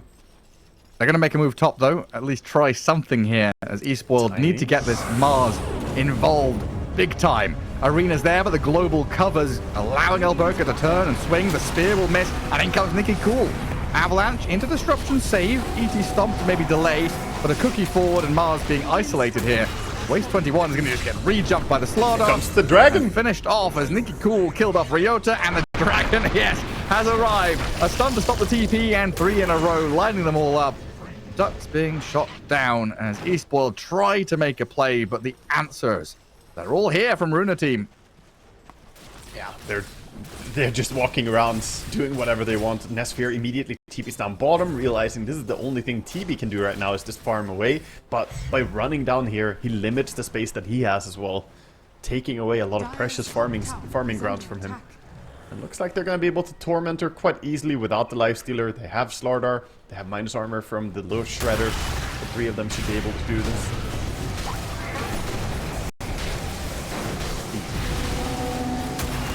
Have the shard on Snapfire as well, so the shard is gonna go to Tiny. Doesn't feel too bad to get a free shard when you're a mid laner. Thank you very much. Yeah, there's so many items he wants to buy out of mid, but shard never really crosses your mind. We so often see this, like Blink, BKB, Yule Scepter, Force Staff, whatever it might be. It is 100 more damage on his tree throw though, so he can burst people just slightly better. Every bit of burst damage matters when you're playing Tiny. Deja vu. Snapfire. The repeat.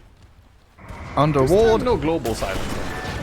They're a little scared though. They're kind of tentatively moving forward. They've found the Slardar as a bonus target though. That's huge for them. Get the Alberca kill. Void Spirit still going. Trying to get a catch on this Sansa now as the arena comes into play with the Earth Splitter landing in a spear. It's a good one. TB arrives and blow them up. Incredible execution here from the Dire as they finally get something done on their own terms. That was very nice. Good arena there. Good patience on the arena. He had a few chances to use it earlier, but waits until he gets the perfect catch. And Mech was coming off cooldown just 3 seconds away right before he died there on Silencer. Unfortunately, didn't get it in time. Void Spirit, you don't want to be here. Has Manta and an Astral Step, so isn't really under too much threat. But this Nesphere Lifestealer, 13,000 net worth, is monstrous. It's getting absolutely enormous. A big win though, and I appreciate that they did take a tower off of this one team fight. Whoa. I was wondering what that global was for. Was it global and then the jump came after?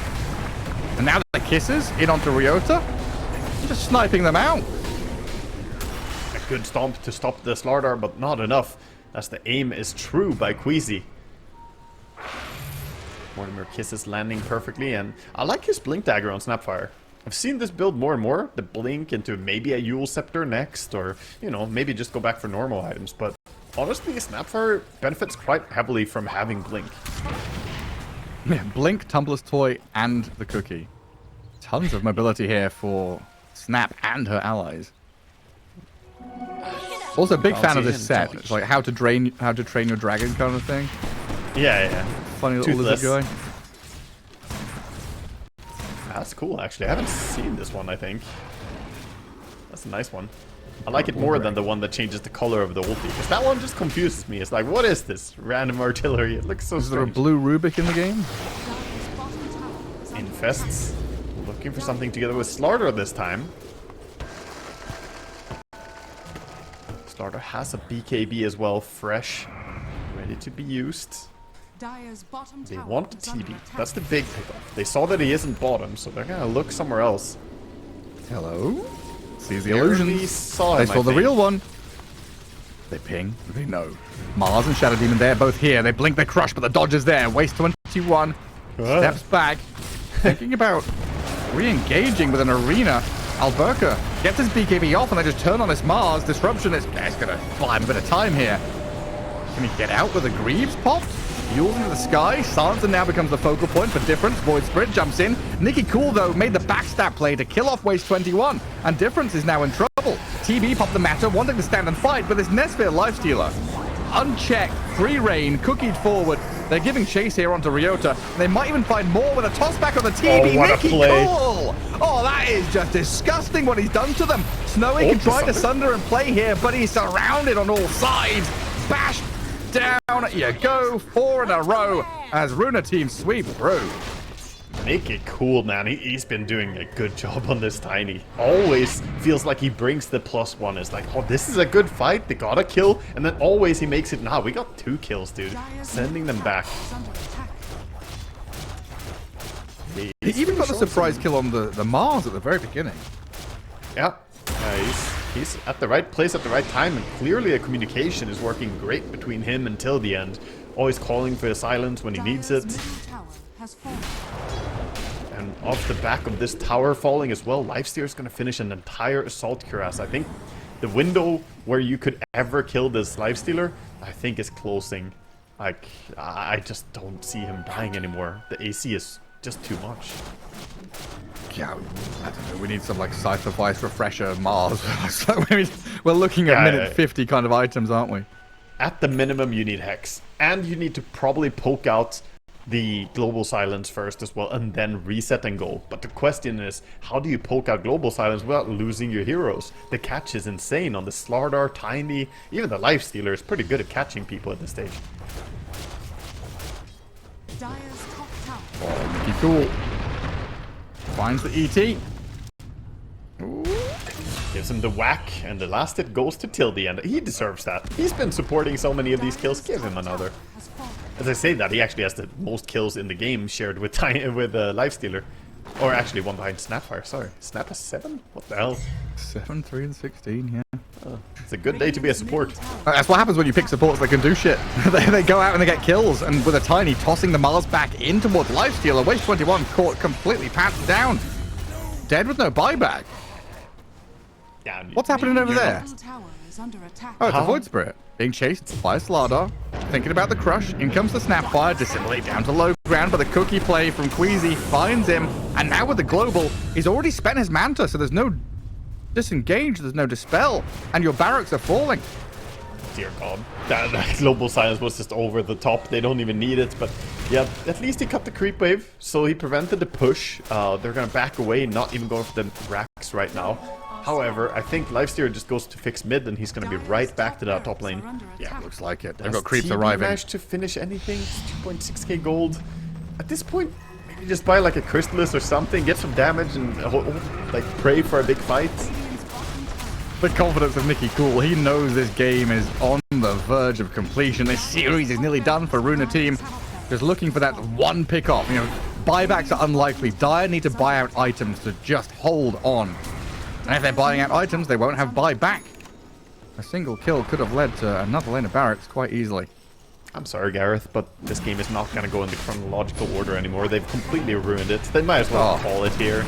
It's 27 minutes. The last game was 25. They have missed their timing. Oh, why did I even have to notice that pattern emerging?